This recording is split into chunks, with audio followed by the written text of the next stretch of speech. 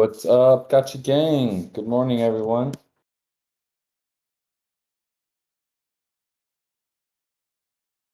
How's everyone doing? First big meeting in the Gotchiverse, full Citadel. GM, good morning. Yeah. Good morning. Where do you guys Are we want going to meet up anywhere in the Gotchiverse? Oh yeah. Where do you guys want to go? Probably somewhere everybody can go, like District 1. Sounds good to me. Good morning, all. Hey, good morning. Good morning. Good morning. GM.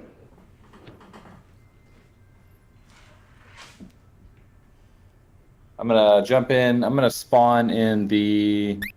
Where are you guys hanging out? Which corner do you guys like? You know what? I'm gonna spawn randomly somewhere in District 1. How about that? This is a game. Find the coded N. True. Yeah, we could do the Yield Guild logo. Where is that? I gotta find it. I've never actually been to it yet.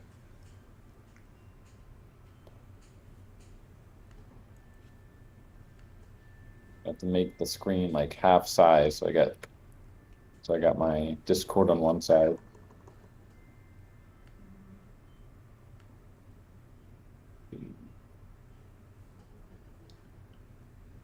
Bottom center, is that District 1 bottom center?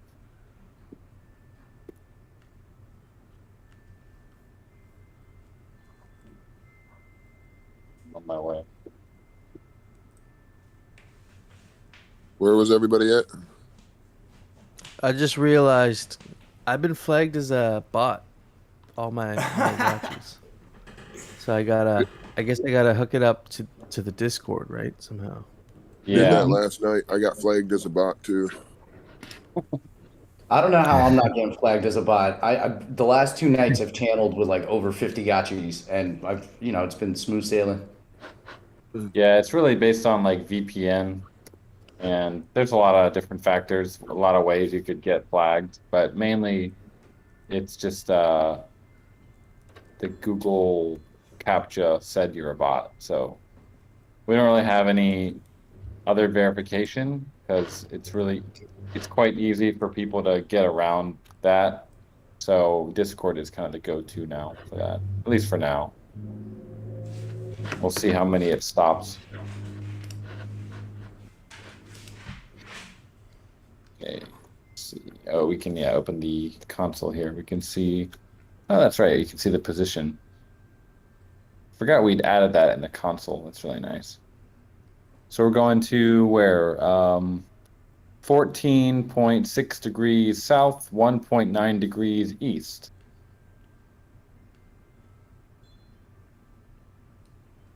That's some Is that like new lingo. I gotta know where to longitude? go. Yeah. Is that like latitude and longitude there? Yeah, if you open the debug console, you can actually see your exact position. Oh, that's cool. Yeah, I remember We during haven't- the land release party, there was a point where I got like this blessing of like all this alchemica, and Jesse asked me for that like a screenshot of that information so that they can research it, and then they were able to say that like that's how I guess they figured out that the spill radius was like really condensed, but Yeah. for a brief moment in time. That actually was a lot of fun. It was so much I fun. think they did it in pixels rather than gotchis. Should have I'm been in with you. pixels. Yeah, I found I one of mean- those in District 8 at the same time as Futuristic. Oh but yes. I wasn't on the mic, so I didn't tell everybody. It's one of the dangerous things about being live streaming all this stuff. It's like I'm starting to realize I have to constantly change my strategy about things as people start copying like immediately. So it's like it's a good problem to have, but you guys always keep me on my toes trying to figure out how to like gain my yield somehow. What's the current meta right now?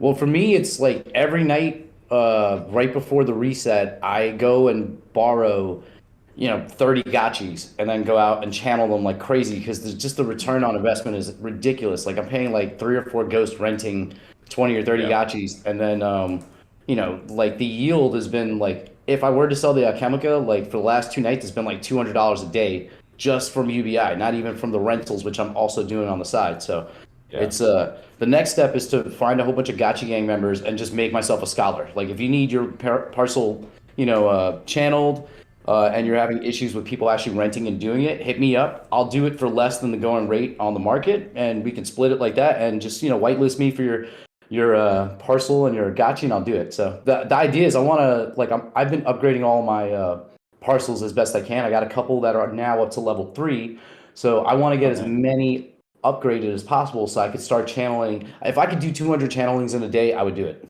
That's the goal. It sounds crazy, but it's an ambitious goal. That's You're the going to need grind, to buy a right? lot more gotchis. Yeah. So I've been talking to other, there are a lot of Aavegotchi holders that are in the Twitter community that have held passively and just haven't really kept up to date. So as they're seeing my post about all the crazy stuff happening, they've started to hit me up. So it's I'm like, yeah, you have these assets, and if you can't manage them, I can help you. Because I need more gotchis. I don't have enough. I have way too much land and not enough gotchis. There goes that job I was talking about last meetup. That's an actual job, and you're about to get it, and that's a lot of money right now. Yeah, and the only issue I have is I've been trying to be sneaky and trying to rent out gotchis, so that they would expire. The rentals would expire right maybe 5 or 10 minutes after the opening of the channeling window. But that's really dangerous because there are times where I can't find the parcel that is open to channel. And there's been a couple times that I've rented a few gotchis that I didn't get to channel with. But it's worth the risk because it's 0.1, 0.2 ghosts versus the payout, which could be a few dollars. Yeah, that's dope. I'm over here on these solid gold spaciouses on the left side, bottom left corner of the District 1. They're pretty dope. All right. I'm still looking for the Yield Guild logo, but where are you guys now? I'm right on these solid gold. I mean, these are all solid gold spaciouses. That's pretty dope. I haven't seen any solid gold spacious.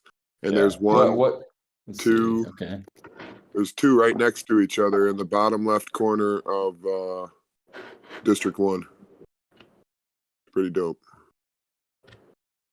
I know China put up a post that they went. Yeah, there goes China. They went full solid gold on their parcel, I think 32 tiles on it. So yeah, there you go. That's incredible. I'm standing Wow, on it. that's beautiful. All right, what's the coordinates that I'm coming over? I would just say a little bit. I'm right next to the road in the bottom left corner of District 1. I'm on the way, flying over. Oh yeah. You'll see the solid gold spacious on the left. Okay. That's good real estate. Right on the road. Yeah, there's 2 right next to each other, right off the road. Gonna connect them. I was wondering, is there some way to actually fill in that area in between, maybe in the future, with some kind of designer tiles that might be able to move into odd shaped spaces that kind of could fill in your empty space? The thing about tiles, right now they're 8x8, but they don't have to be. We could theoretically have 1x1 tiles or 2x2, whatever. That could be they could also be tiles. There's no limit. It's just as long as they can fit somewhere.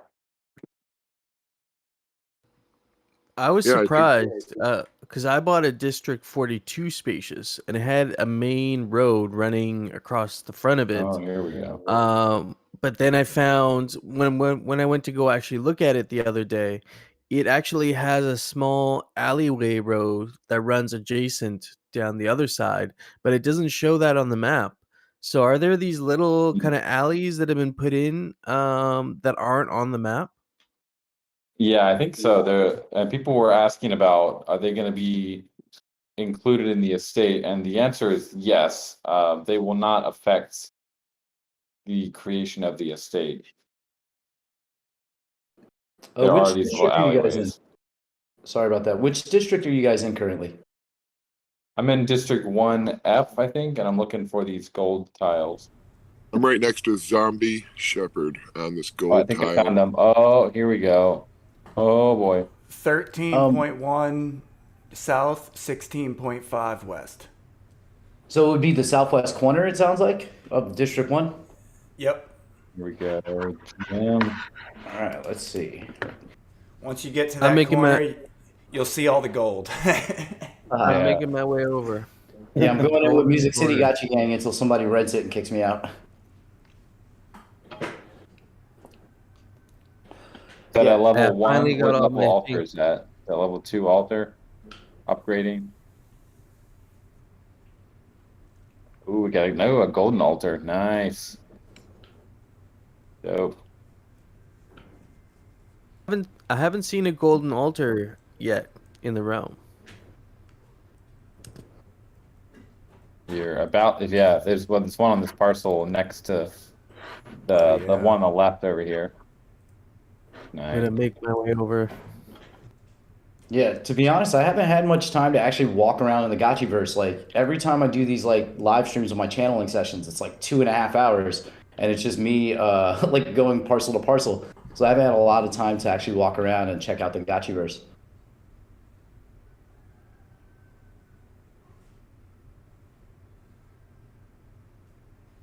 Yeah, I mean, I walked around the other day because I was streaming and I wasn't able to fix my Discord or link it. So I walked around the Gotchiverse to see how much Alchemica I could pick up, and I think just hanging out with you, No Future, over a period of like 2 hours, I picked up almost 20 Alchemica, I think, which isn't bad, but it also felt like a lot of work because I channel right now and it's like I got 4 Keck, but like I'd be walking around for quite a while to get 4K. Yeah, the channeling is a game changer. I can't wait. Like I'm trying to tell people more and more. Like once we get harvesters and reservoirs online, this is Yeah. over. Like you're never gonna see me again. I literally had my neighbor come and knock on my door right after our podcast yesterday. Oh, there's a golden altar over here. She came and knocked on my door. She's like, I haven't seen you in a couple days. I was a little worried because I put one of those Airbnb locks on the outside of my house because I live by myself. If I lose my keys, there's no way for me to get in. So I put a spare key on my bike and a spare key on my door. So she thought something happened to me, and she was like, "Where have you been?" I'm like, "I've just been live streaming for 6 the hours." metaverse. I'm working. We're at the Gotchi Gang factory churning out Alchemica, and then crafting like crazy. Yeah. Yeah, I agree. The reservoirs is going to be even crazier than these. The channeling is cool, but yeah, reservoirs is going to get really wild. Well, What do you I mean, think there's- about the current price of Alchemica, Coder Dan? I think it's held up really well, obviously. Like Very Keck strong being right now. Very, Yeah, very strong. Keck at 45 cents is pretty good. Look at Alpha. Um, Look at what Alpha is. That's even more Yeah. sick. yeah. Yeah, I just was not expecting, honestly, that the UVI was going to be this good. Like, it sounds crazy, but I like just the rental, like yield I was getting from renting out my gotchis on my own was amazing. So adding that on top of with the UVI, and we still haven't gotten the harvesters yet, it's ridiculous. Like, it really is, and it gives me this space that I can like it's enough yield that I can build a lot and still be able to like feel good that I'm pulling out like something passively.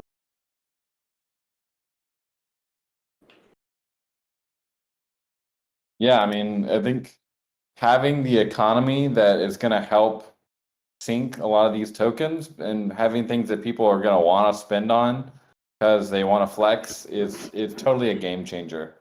I think it's really it's not an innovation, but it's kind of an innovation because none of the other metaverses have it. Hey, I was gonna So- wonder, are drop tickets gonna be inside of that next raffle? Because honestly, I acquired a lot of drop tickets thinking that the land auction was coming next. So I was kind of like, when the other raffle popped up, I was kind of like, Right.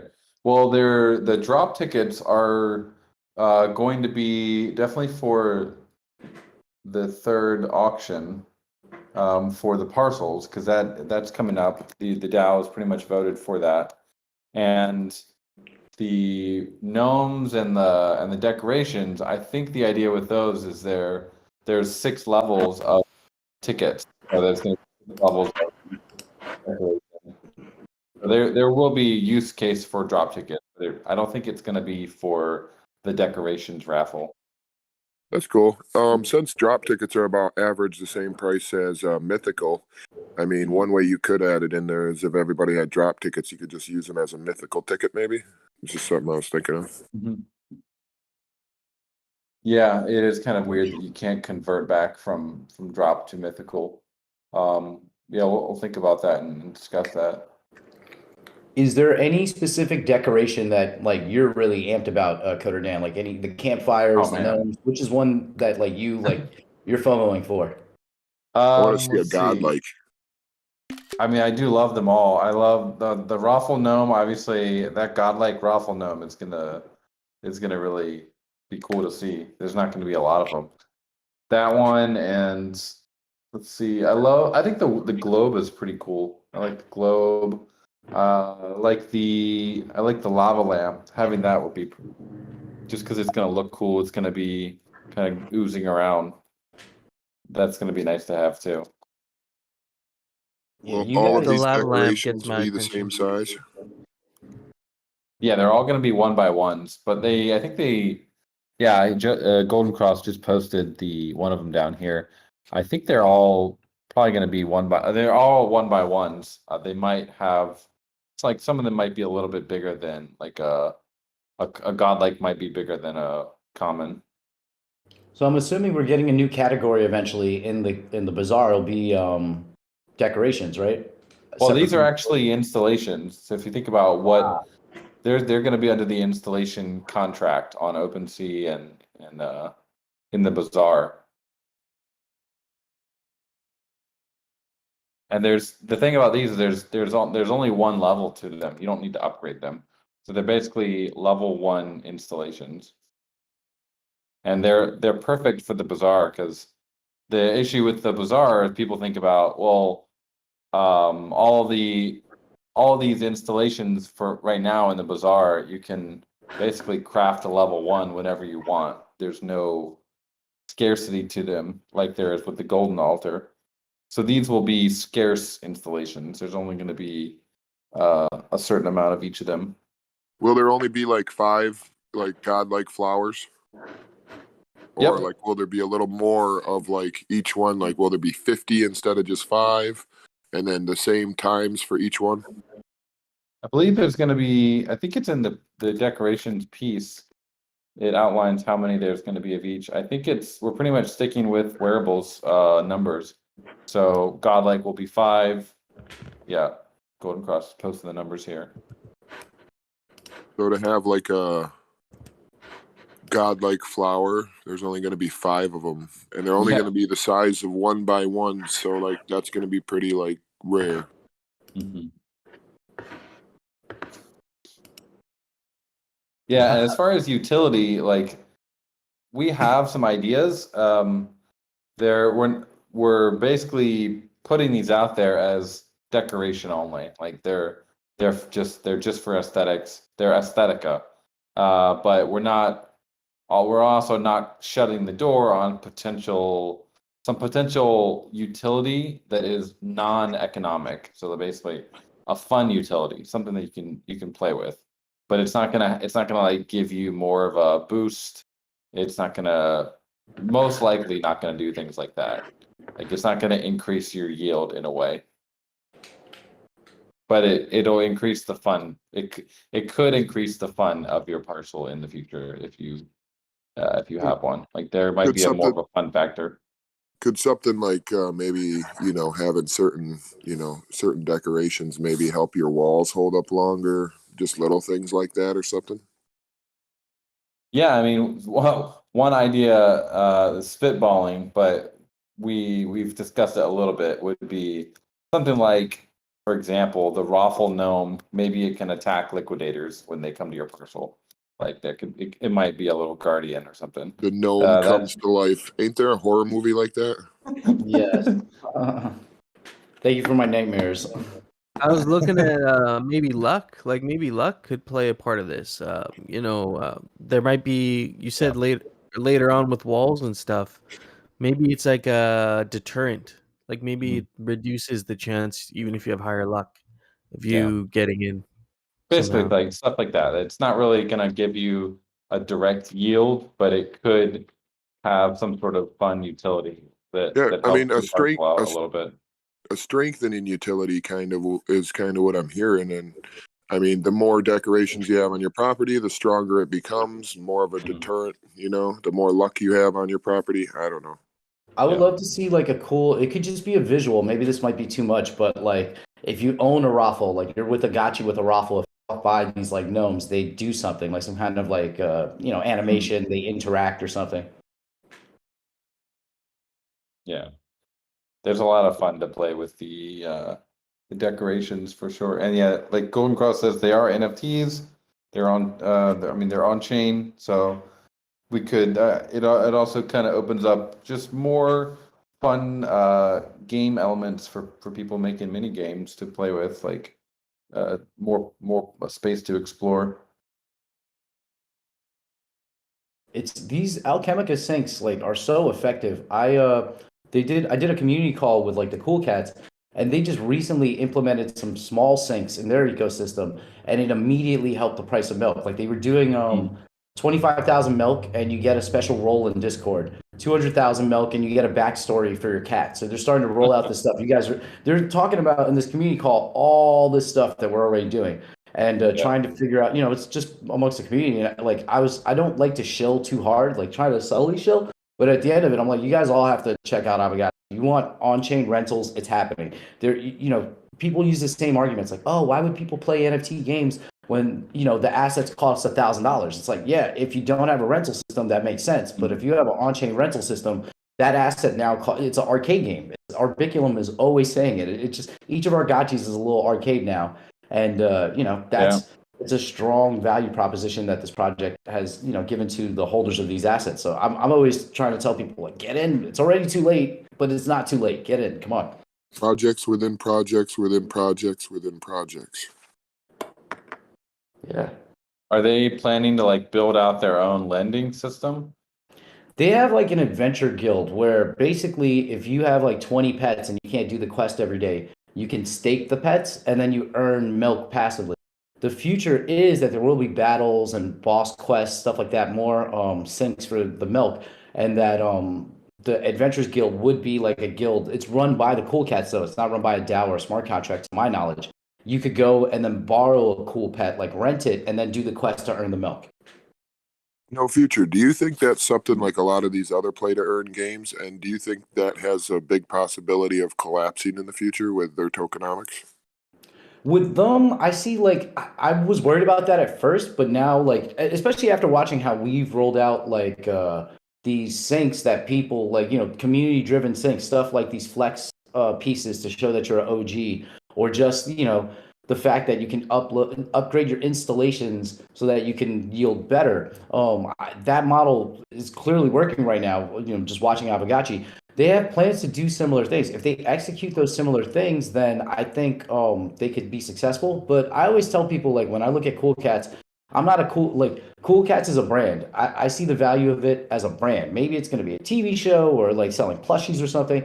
The game isn't really what drew me. It's the brand versus like this, where it's the game. We're building out something that's going to be like me and Hefe were talking about it. Like our investment strategy in Aavegotchi are at least 5 years long. Like we're thinking a 5-year plan, building out harvesters and being here, for a long time in the game. Versus with the Cool Cats, it's more like it's a brand. I want to see them blow up as a brand, similar to like Club, where the game is just like, that wasn't part of what they planned on doing. It's just a stupid thing that a lot of projects are trying to do because they think it gives utility. It gives something to the user, to the owner of the NFT, beyond just JPEG. So I do think that a lot of these projects are going to get farmed to shit though, like going all the way to zero because they don't have the mechanics that we have. They're not even close Yeah. in terms of the stuff we're doing. That's The kind fact of like that the answer I was kind of getting at. One thing I noticed right now is everybody's glow is different on top of these golden tiles. So I got like a golden glow, which is pretty dope. Oh, what kind of gotchi do you have? What's the collateral? I'm not sure. It's my Gotchi Emperor, and he's covered up, so it's probably like Bitcoin or something. Yeah, I had a rented gotchi yesterday that was like a chain link gotchi, and I love those gotchis. They look so cool. But this one had like the gold necklace. It was very minimalistic, gold necklace, and then like glasses or something like that. But you can still see the chain link symbol. It just looks so badass. He's the guy selling drugs on the corner, just a chain, no shirt. Yeah. Rico. From I mean, the that's why I like the tiny crown. It's one of my favorite wearables, is because you can always wear it as a little hat, and it always shows your collateral symbol still. I'm trying to walk to the coordination that Coder Dan gave me, but I'm at 11.542. It's really easy, no future. It's just a little bit. It's on the bottom left corner, and you just stay on the fat road, and you'll literally see it on the left. It's just a solid gold, just solid gold. I just don't know where in District 1 I am. I went to 1F, but the wall was in the way. No, bottom left corner of the fat road inside of the inner wall. You just go down to. I'm gonna have to respawn because I'm nowhere near that. Yeah, respawn to the bottom left corner. You should be able to get there pretty quick. Is it the inner wall or the inner wall? I think it's the outer wall. We call that the outer wall, I think. No, it's the second wall inside, so it'd be like the last wall to the Great Portal. Right. Yeah. So it's like pretty much near the Great Portal, the center of District 1, that area. Yes. Bottom left corner. All right, so I'm going to I think I'm going to my spacious that's in the top right corner of that area inside of the wall. So I'll try to walk there now.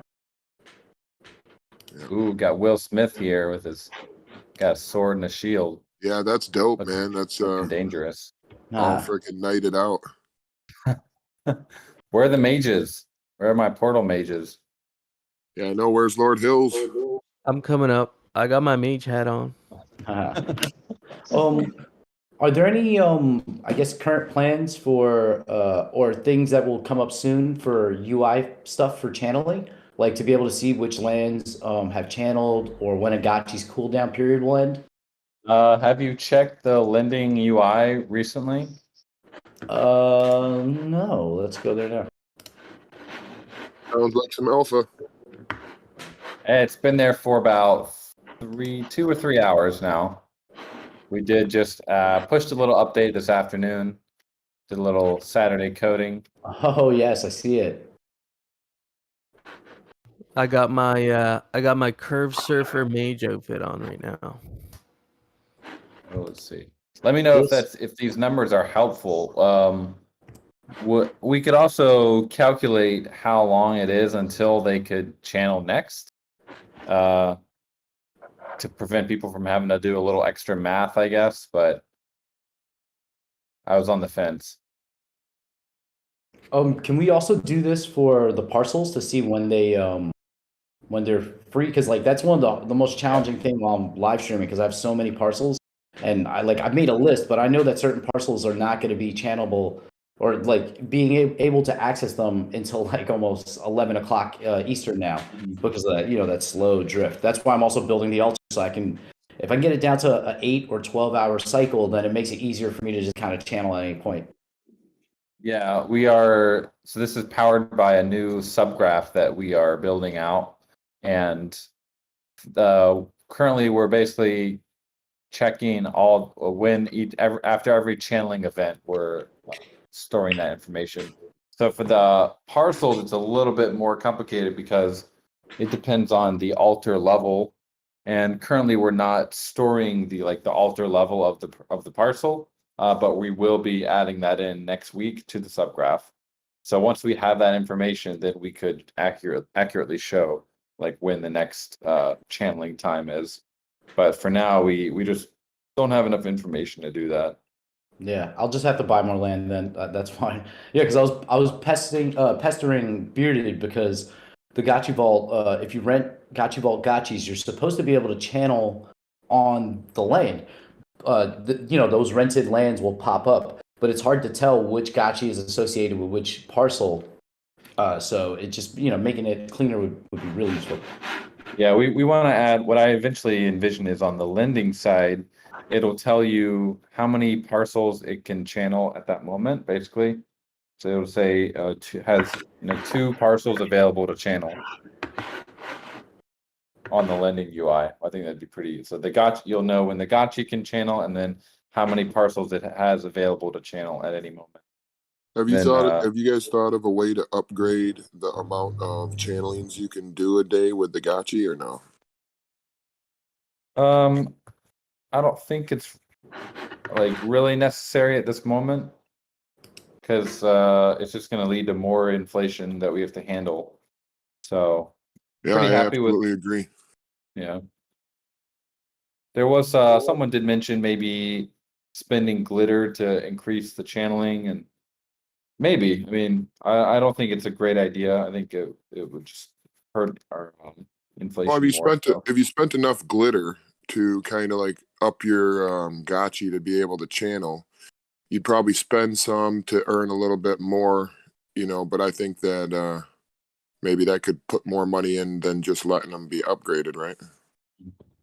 Yeah, it's interesting to think about, but we'd have to figure out like how much glitter should it take to do that, because then that would also have to always be fluctuating, right? Because if it takes you 100 glitter and 100 glitter is worth like 1 cent, then it's not really worth it for us to enable that mechanic. So the price would always have to be fluctuating according to the price of glitter and also according to the price of Alchemica. So it's kind of a difficult thing to balance. One thing I am thinking about, though, I think one thing that could be interesting, maybe if anyone wants to take this to the DAO, we could theoretically, petting is something that you have to do every 12 hours. And you can interact with your Gotchi by equipping a wearable or petting it or drinking a potion.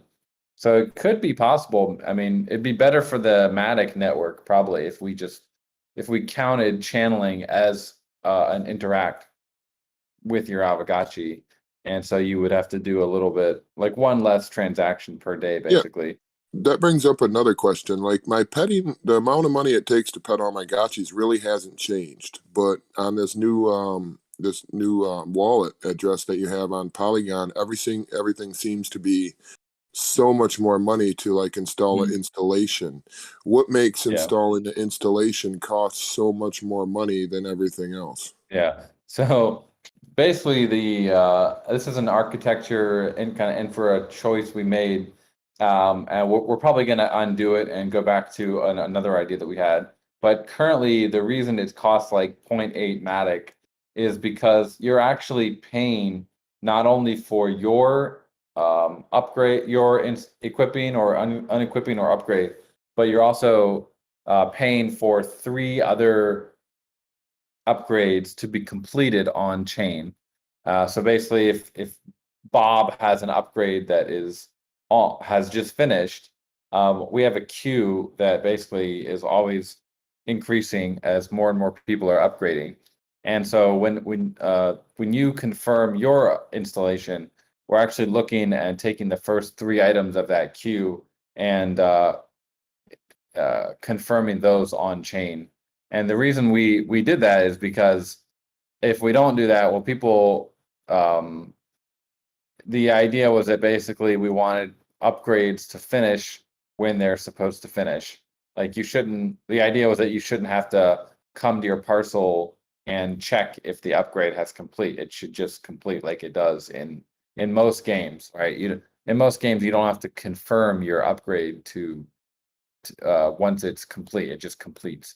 But with the blockchain, it's like in the background, kind of like a verification, so it can happen almost instantaneous.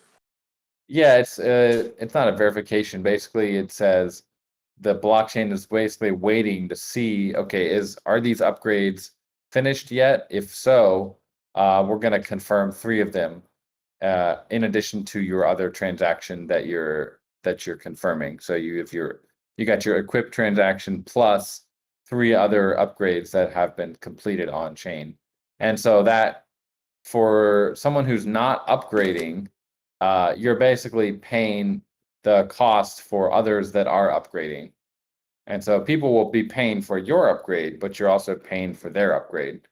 And so it is costing quite a bit. 0.8 Matic is pretty steep.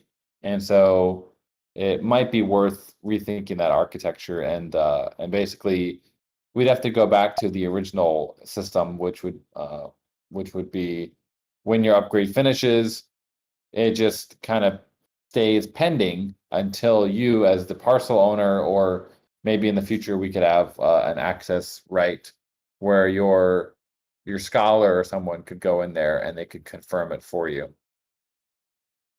Yeah, that makes sense.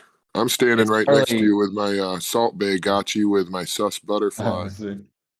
Let's see. Let me jump back in here. Oh, I got to refresh. Really quickly, shout out to Jared. I just checked out, Jared's Gotchi lending site, the thing by this like $5 5 die NFT, but it allows me to see. I'm looking at it now. I can see all of my parcels and see exactly when they were channeled, and then I can also see my Gotchis and channeled. So for like instance, I have 12 Nice. parcels that haven't been channeled for a day and a half, and I went through the list intensively and couldn't find which ones were the ones that hadn't been channeled.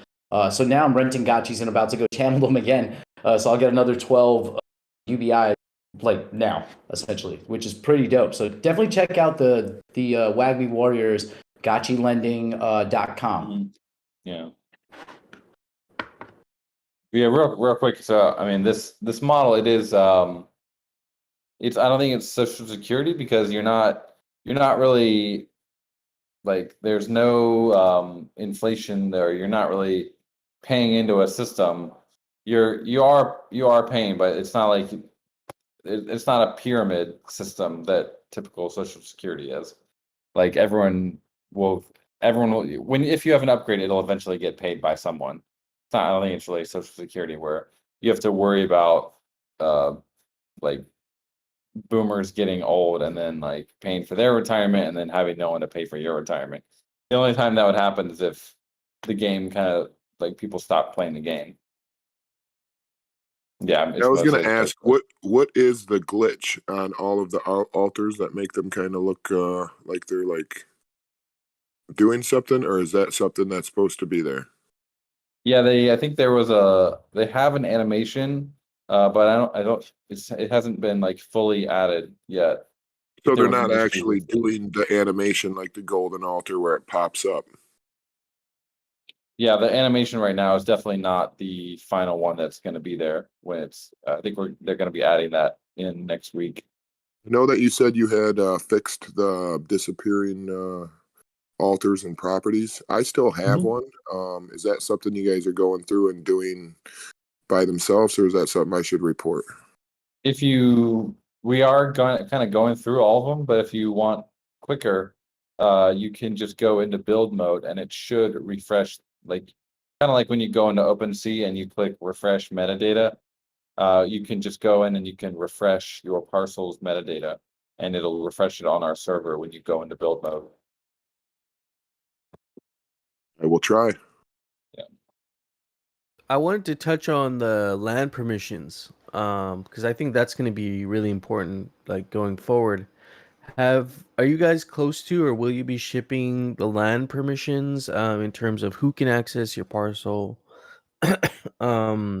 whitelisting, maybe when the harvesters and reservoirs come out, will the permissions be applied? Like that sort of thing is something I've been. Yeah, whitelisting is really not that difficult to do.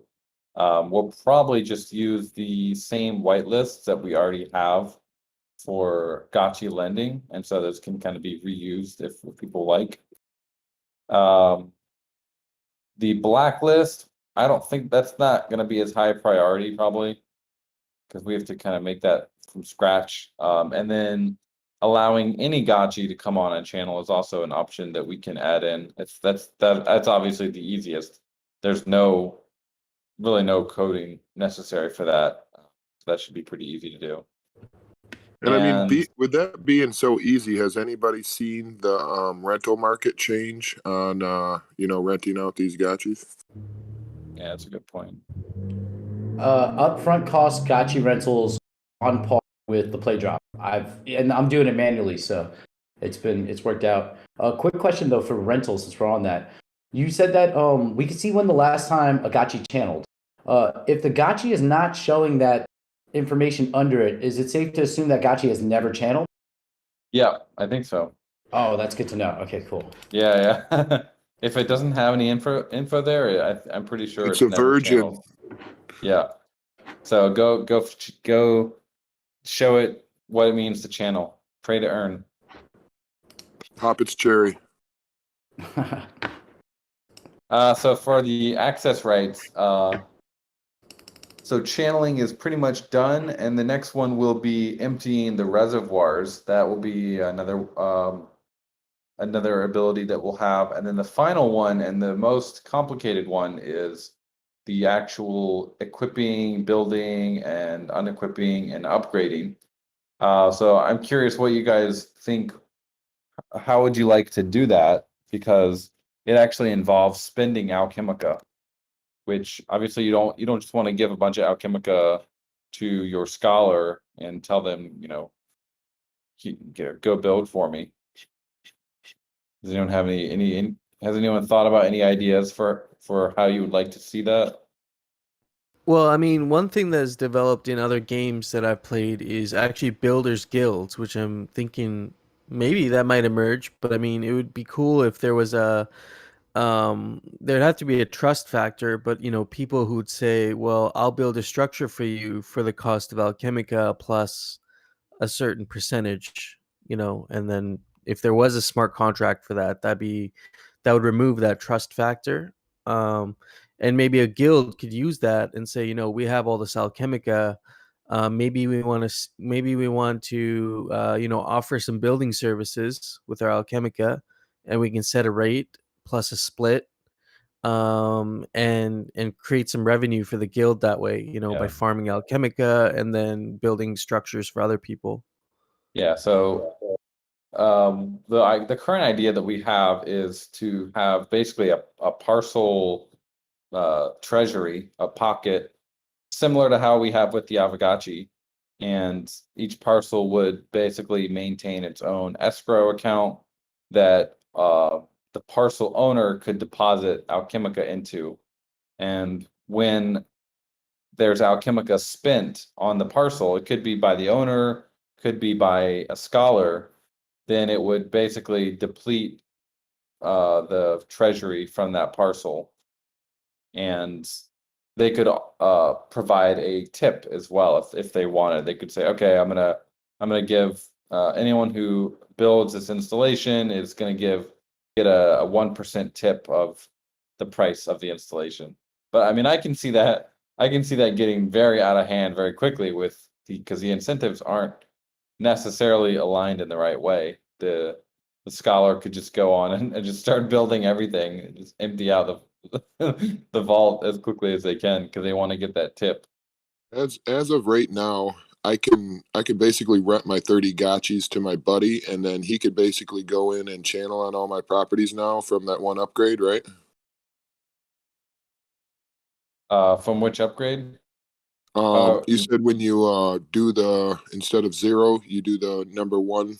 Yes. And then they'll be able to go into your lands for you for that are like the gotchi's land, the owner's land. Yep, that's right. Yeah, exactly. If you know what land to go to, and they can go and channel for you. Okay, so basically, will they be able to also do stuff on my property other than just channel, or is that the only rights as of right now? Well, that's what we're talking about. So once harvesters and reservoirs come on, the reservoir emptying is going to be another task that you could have your friends do. And then the ultimate task is the actual building of the parcel. If you want to give permission to another Gotchi to do that, it's a little bit more complicated because you have to spend money to do that. And so you don't want to send money to another player. You want it to be more trustless. So we need to have a way for the parcel itself to hold its own kind of treasury that treasury could be spent on installation upgrading. And obviously there'd be a way to keep somebody from overspending and overdoing things, right? Well, yeah, we'd probably have to have like spending limits and all sorts of very granular mechanics for that. Yeah. That makes total sense, though. Like I said before, I will grind for you, sir. What's your price? Yeah. Last meetup, there was a guy saying 10%, but he said he seemed to back out on that one. He said whatever the going rate is, like you. So, what's your going rate? I don't know. I haven't actually struck an agreement yet. But if it's something, I'm not picky. I'm doing this all day, so if I'm getting any kind of yield from doing this, it's something I can talk about. So and I'll be able to live stream it, so it just gives me more content. Is that something that's going to happen too? Is like, say I was to let rent all of my gotchis to No Future, after he's completed all of my channelings, is there a way in the future to maybe also allow him to rent out all my gotchis for me? Or yeah, that actually already exists. There's the lending operator, which is an on-chain operator similar to the pet operator, which basically just gives you can give another account the ability to create lending listings for you. That already exists. I don't know if does anyone have any tools yet? Yeah, people know we made it. The contract is ready, but I think the vault is probably using it maybe, and then Jared maybe. Is that something that's going to be right on the screen with like lending and everything? Is that something that's going to be right up there? Is that something you got to do in the background? This is probably we don't typically like provide a lot of that on the Gotchiverse side that much. It's more of like a lot of the community tools are built around these kind of niche functionalities in the contract. I mean, I can totally see a Gotchi lending operator DApp that could be built just on that one functionality alone. I mean, I think the Vault is doing that already, but I'm not totally sure. Do you think that makes it more difficult? Well, I think we try to. There's a fine line between us, like the functionality that we provide to basically provide the minimum, viable game, and then we also like to provide plenty of opportunities for the community developers to come in and like create dApps on some of the functionality, which I think it's really fun. And I think that's why we have so many like cool dApps built around Aavegotchi, because we're not trying to build out every single functionality that's in the contract. We don't have UIs for everything.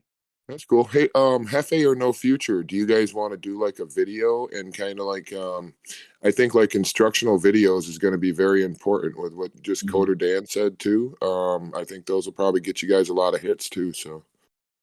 Yeah. Yeah, if someone could make a video on using the Looper dev site, that would be great, because that's a very powerful tool actually if you know how to use it right. I would watch all the videos, No Future. Yeah, we are going to This be. is not my wheelhouse. I don't understand. Like Hefe probably can do the. Yeah, I mean, I messed around with Looper before. I think that's something I could definitely. Actually, you would force me to actually learn it properly, because I've messed around with it, but not. I haven't really used a lot of the functionality. Yeah, then everybody else gets to learn it too. Etherscan. It's just Etherscan for diamonds, because Etherscan does not support the diamonds. So if you've ever used Etherscan for like petting or whatever, it's the same, except I did notice that he's changed the way you input the values, because before you would just input an array as an array. It would have the brackets and then the numbers. But apparently now you don't have to input the brackets anymore. So that's confused a lot of people, unfortunately. Yeah, Yeah, I'd and say kind of like the that's stuff something on the top of video all could the. be. Yeah, that's Yeah, something the exactly. video could be useful for sure. Pointing out those little things. Yeah. Yeah, I think Also, it if would really. anyone wants to make a video on like how to verify, like just do a simple video. Here's how you verify your Gotchi in Discord, and just show the steps visually.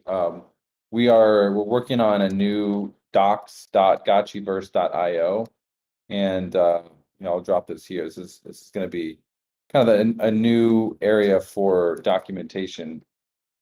So here we could definitely put a video right at the top of uh, this docs post about Discord verification, and then I'm sure it'd get a lot of clicks.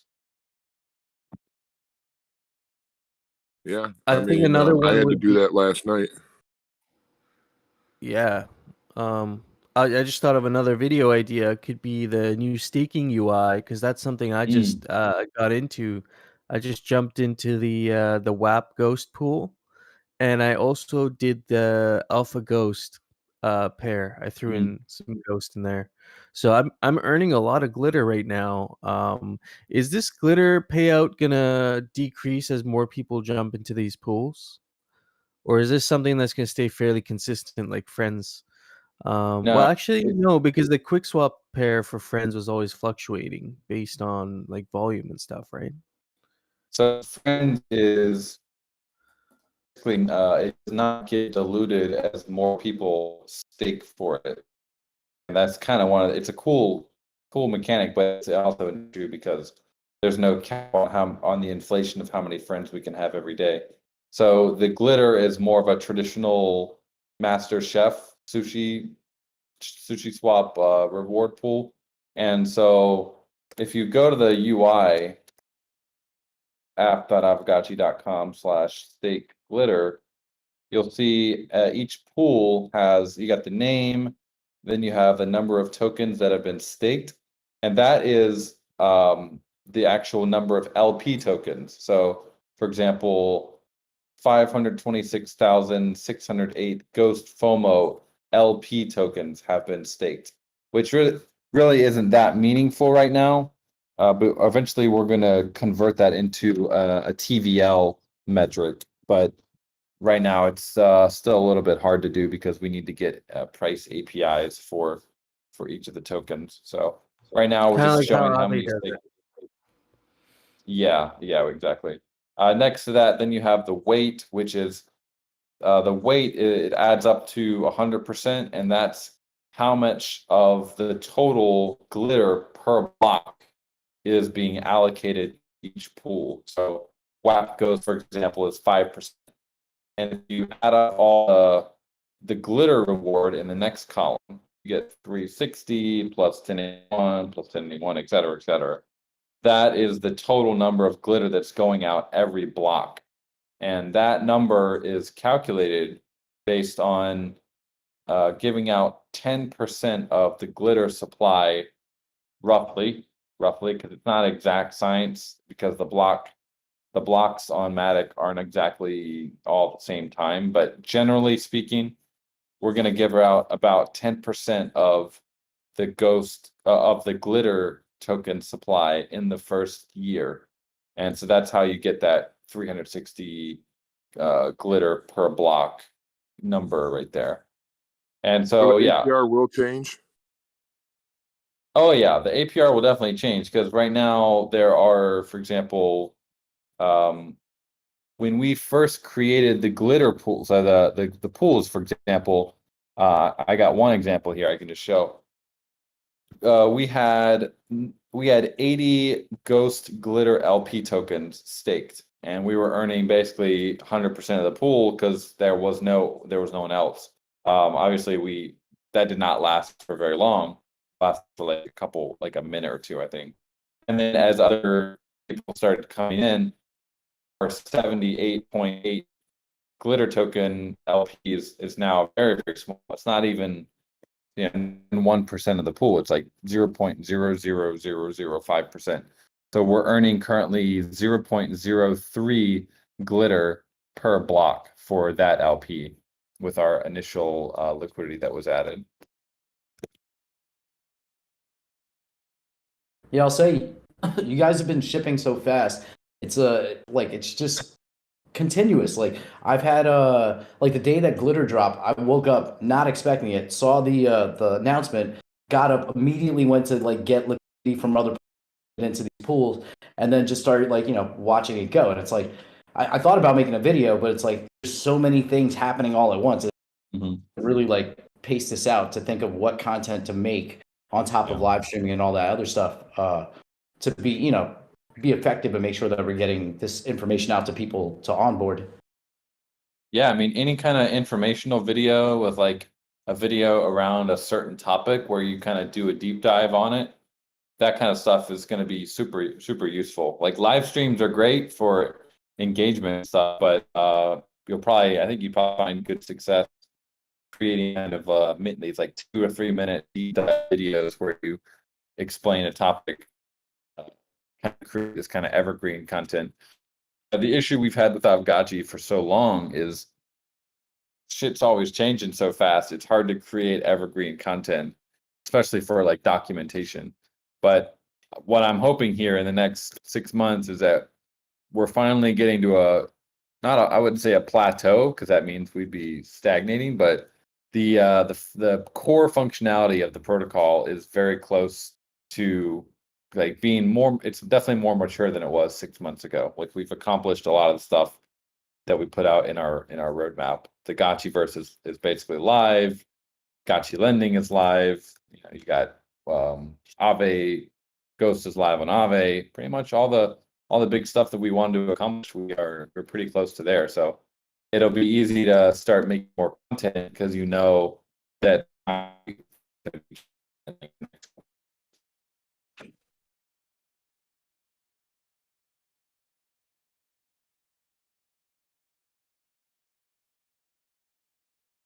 Did we lose Coder Dan? I can't. He cut out for me. Yeah, he was cutting out for me too.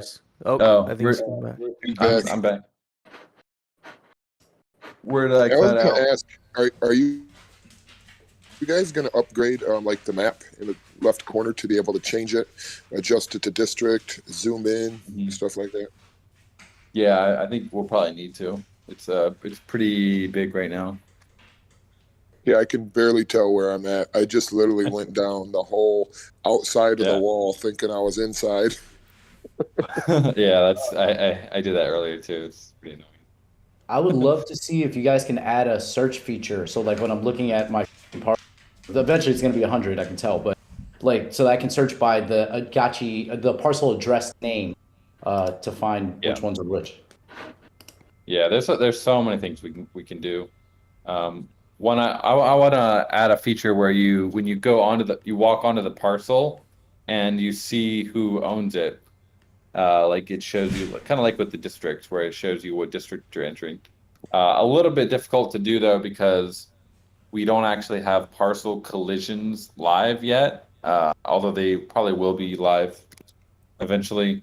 But like the game doesn't know yet when you enter a parcel, what parcel you're on, but it will eventually know.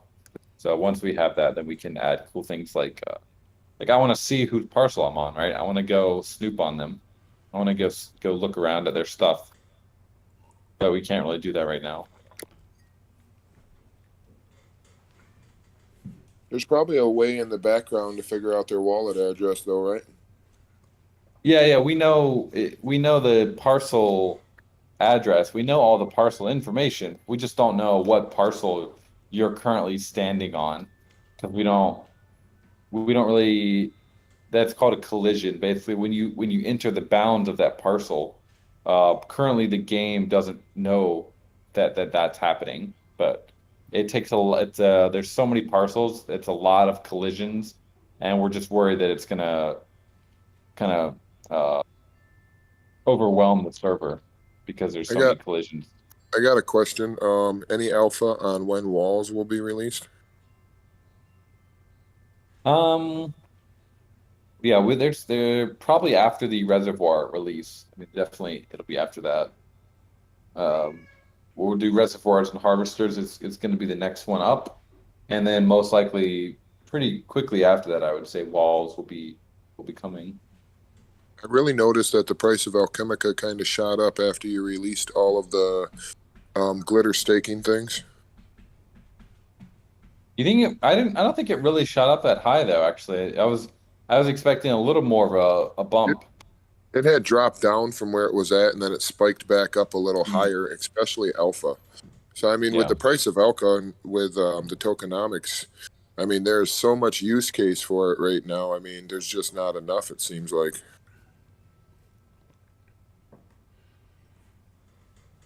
Yeah. Yeah, I was able to I'm- just rent Okay. 12 gotchis and do another 12 channelings. Nice.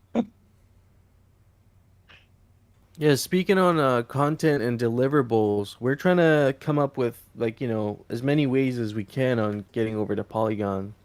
So some people at GMI have put together some videos. Definitely go check them out.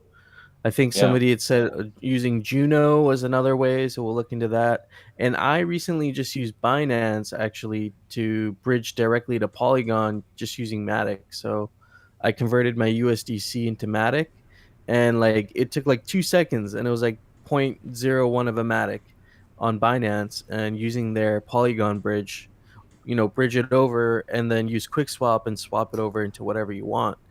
It almost felt seamless. Not quite seamless yet, but we're getting there. We're getting there. Yeah, definitely. I think Sandeep's going for like being able to like not even feel like you're doing anything in the background and just jumping from one thing to another with absolutely seamless like kind of thing. Yeah, real quick on the video side again, just for those guys, if you like the analytics, the Aavegotchi has a very, very good traffic. Like a lot of people are searching for Aavegotchi, and there's just not that much content out there. You can see the competition is very low. In the volume, we're almost in the bright green over there. So definitely a good time to be making content with like keywords using Aavegotchi, Gotchiverse, uh, play to earn, all sorts of that kind of stuff. I think it'll definitely pay off. Like we're starting to get decent views on all of our videos that we put out. So a lot of people are searching for Aavegotchi. That's good to know. Yeah, thanks. I mean, it's helpful for some of us making videos out there.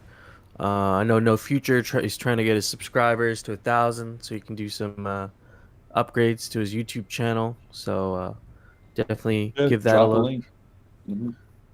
And then, have a look at mine as Yeah. well, Aavegotchi Pacific chapter. So there's a couple I've channels noticed out that. there. My views have actually gone up 3x in the last 2 weeks. Yeah. Yeah, I'll just Yeah, throw a actually, bunch of channels that you should follow in the chat right now. Yeah, the land release party, I had like almost 100 while we were doing it. And then it spiked when I got a big spillover on my property and I was anybody the channel going on live over there. So it was fun. We're starting to see action now. So it's a lot.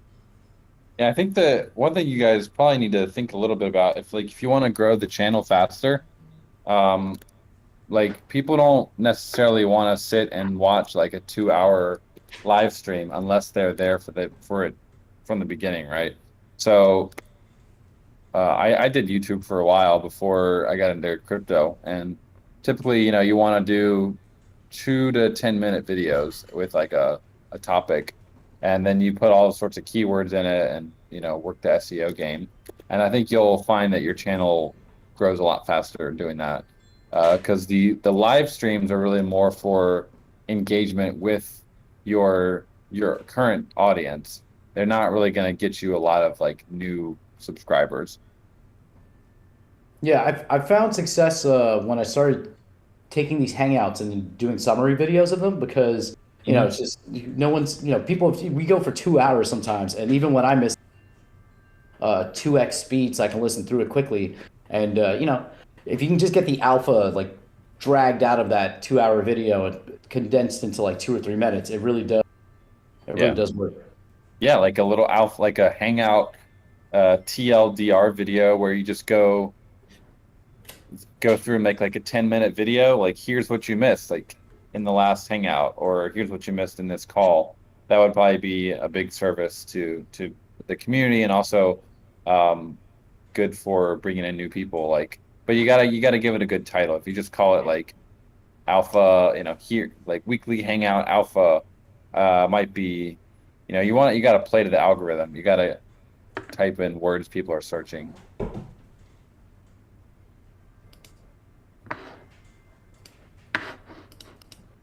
Yeah, I And yeah, notice great. everything with Aavegotchi in it always seems to do much better than Gotchi. Just Gotchi, I find, doesn't get as much attention as Aavegotchi. Yeah, you definitely get vidIQ. I think Gravy mentioned it there. Yeah, if you search Gotchi, the volume is average and the competition is very high. Where if you just search Aavegotchi, it's like I shared the screenshot. Volume is very high, competition is very low. If you go to Gotchiverse, let's see. Gotchiverse is medium volume, but very low, very, very low competition. So also could be good. What are you using to check this? What tool is this? It's called there's two tools, vidIQ and also I think it's the other one is TubeBuddy, I think it's called. I don't really use that one. I use vidIQ.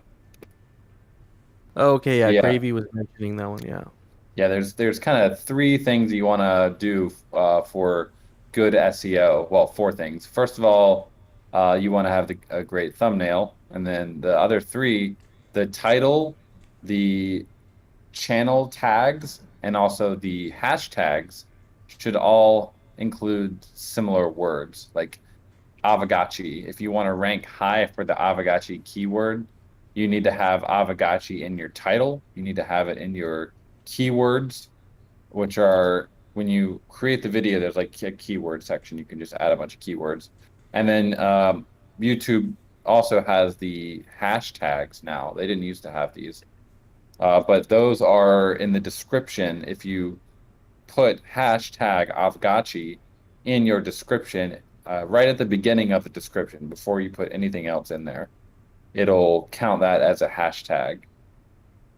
Like that, if you look at our latest video here, here's a good example. Yeah, Gravy's doing a peep there. You can see we have the hashtag NFT game metaverse play to earn. And then we also have Aavegotchi, Gotchiverse. And then the keywords on the right, we also have just a bunch of different keywords that are related to Aavegotchi. So I think we have a lot more room to improve. We can continue doing even better with that, but it's a good start. We're ranking number one for Aavegotchi, which is what we want to do. That's Yeah, awesome. There Those are some there great was a tips. while that I was ranked, like my videos was at the when you did. Yeah. It's kind of cool. Yeah, it's not hard to get. Like, if you put out a new video, there's a very, very high chance you'll be like ranking within the top 3 because there's no competition. It's like as long as you do the SEO properly, you'll get decent amount of views for it. Yeah, and those tutorial videos do well. Like I tend to get a lot more views on Twitter, but that's kind of flipped recently. And I forgot which the videos where we were doing how Alchemica to your wallet, how to set up Polygon on your wallet, just really Polygon scan. Those videos each got over 1,000 views, and I was within weeks, and I was like, okay, this is clearly something's working for this, so I have to keep kind of making these kind of videos. But just there's so much shipping, and then now all the channeling, and this thing is like there's not enough time in the day to do, to be honest, and it's like it's a good problem to have.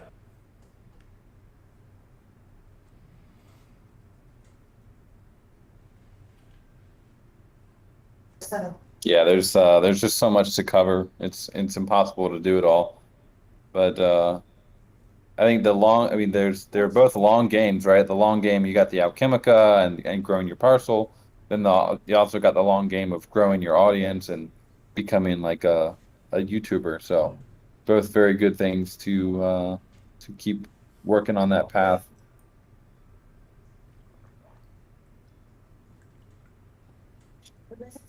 There was a question about the altars. There was a bug earlier with the altar where upgrading to level 2 didn't give you the spillover rate of the level 2. And I'm pretty sure we've fixed the bug. So new altars should not have that issue. But the older ones that were upgraded before we patched it might still have that issue. So that's not currently something that we can really easily fix, because if we want to fix it for all the ones that were previously upgraded, we'll have to basically go through all of them and find out which ones are bugged and then update them on chain. So if it's not too much inconvenience, it'd be probably easier and faster if you just upgrade to level 3. But if you haven't, if your altar is currently upgrading, like it hasn't been confirmed yet, it should be fine as a level 2. I mean, you guys are all planning to upgrade to level 3 anyway, right? I'm going for level 4 because I believe level 4, at least in the near, how many channels a day. And then if I can get as many up to level 4, then I can rent out like 150 Gotchi tools to make this like streamlined and efficient. Yeah. Yeah, I've been having wild fascinations and fantasies in my head about this. I'm like, I want to like, the Gotchi Vault has talked about like being disappointed somewhat with some of their guild partnerships because they're not really utilizing the Gotchis. And I was like, you know, I want to be. I have this weird like goal just from the individual utilizing their land and their Gotchis, because there's almost 4,000 Gotchis in there, and about last I checked, about 1,000 of them are being rented. So there's a lot of Gotchi gang that not fully utilizing their stuff. And you know, I love the term opportunity cost. I get in there, so it's like I definitely want to I want to be like a bigger borrower from them.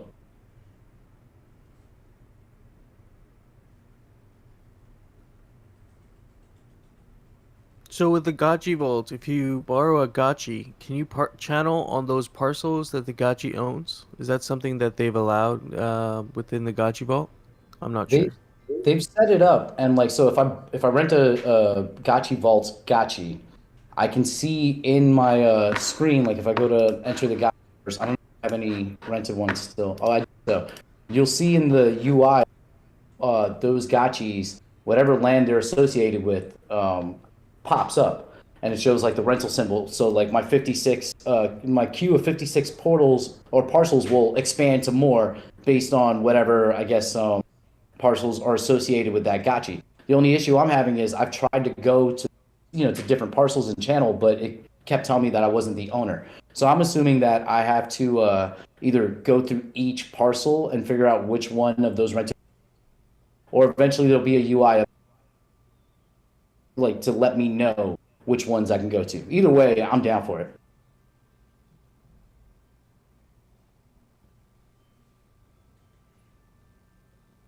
Yeah, if Yeah. I'm looking at the comments here, if there is a lot of people that are not planning to upgrade to level 3 and their parcel is bugged at level 2, then we'll probably have to go through and write a script to correct that.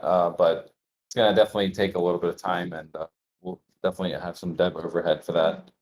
So if that is still an issue next week, we'll start collecting parcel addresses that are bugged basically and get them fixed. What's up, friends? Can everyone hear me? Hey, friend. Hey, Hey, man. Um, I'm sorry to butt in out of nowhere, but I just want to. It's just so surreal to me that we're in the Gotchiverse, man. I remember the days where I was trading these NFTs on OpenSea. I don't know how many of you guys were there, but I was trading these wearables before having an Aavegotchi was even a thing. It was just a concept, and now we're actually in the Gotchiverse. I don't know, man. It just blows my mind. Yeah, we definitely I think of the light paper. It was dropped a little less than a year ago. It was during June, right after season 1 of Rarity Farming, and the game was like just like I remember being blown away by the light paper. But what we have now is so much further than I thought we would be in this time. Like it is impressive that we've done all this in such a short period of time. And it's like, I mean, I just channeled 12 gotchis. I didn't really with any bugs or anything. The guys 15x the map, and it's still running pretty smooth. So it's like I'm very bullish on this whole thing. It's you guys just keep kicking ass. It's amazing. 100%. Yeah. And even like in the beginning, I mean, I would try to put people on Aavegotchi, and then I would tell them like, yeah, this is this metaverse game that's going to be released, and then they would say, okay, cool, what can you do? Well, right now you can only stake the token, and then everyone would look at me like I'm crazy. Now, when I go back and I show them what Aavegotchi is, and also at the price point it was back then, I mean, a ghost at that time was what, like 7 cents, I think. So it's just been an amazing journey, man, and I look forward to what is continuously going to be built. So I don't know, it's just still surreal to me.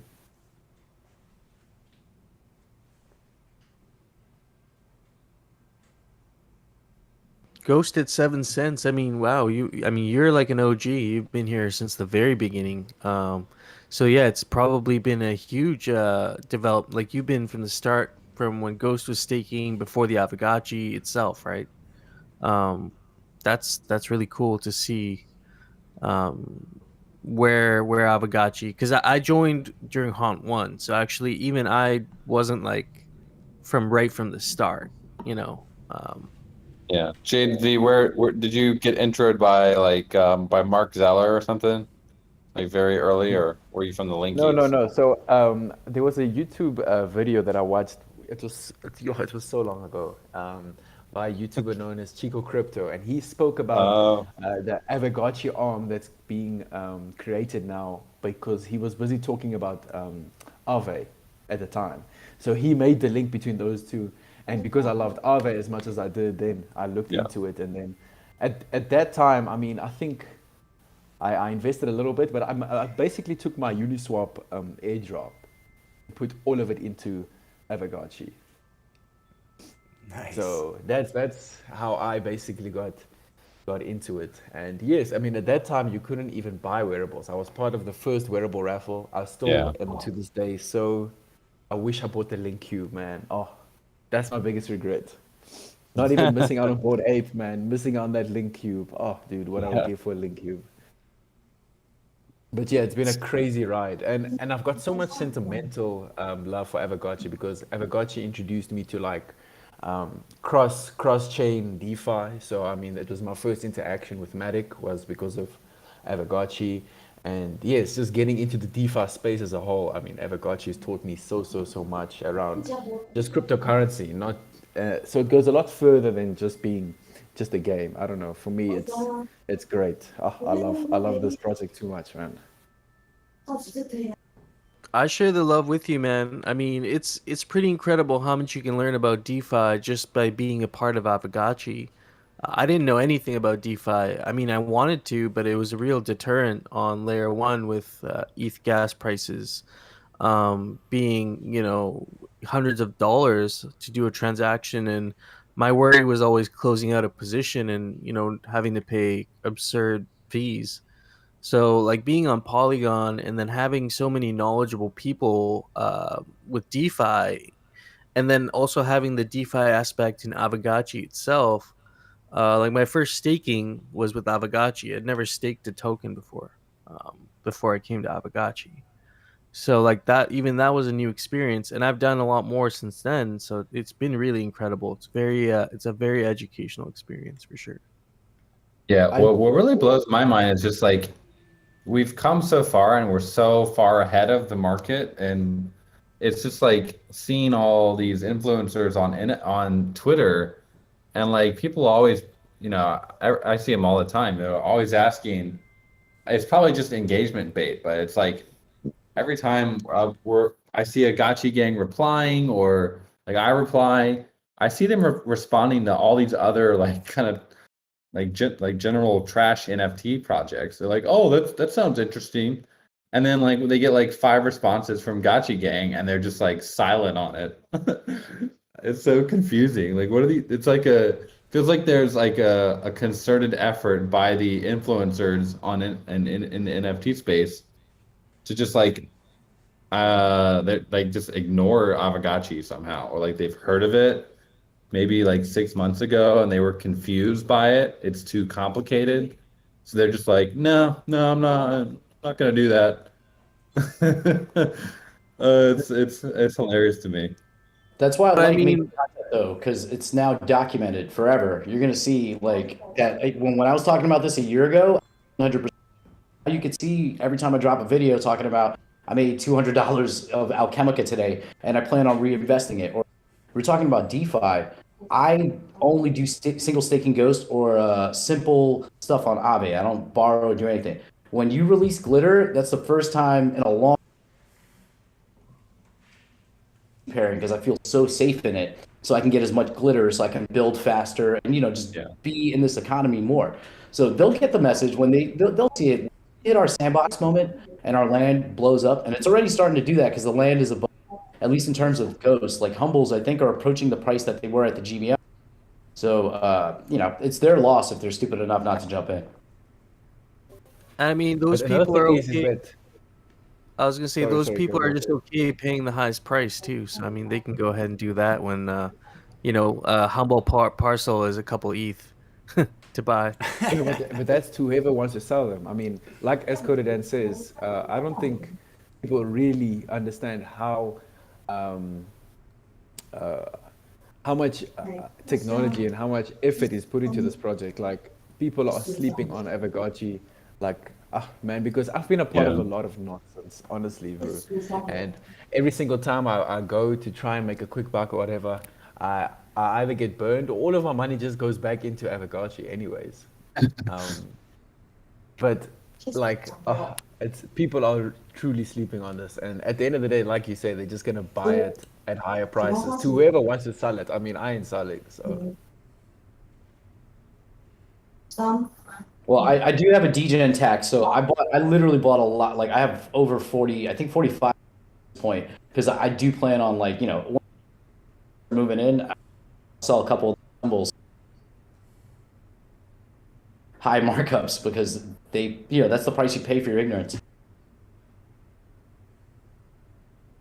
Yeah, I did see earlier that Dr. Wagme had a post there. If you're interested in like creating video content, which is probably one of the easiest ways to get Aavegotchi out there and outside of the grasp of influencers, we can own our own content. Definitely, I think there's definitely a role that the DAO can play in this content and marketing and outreach.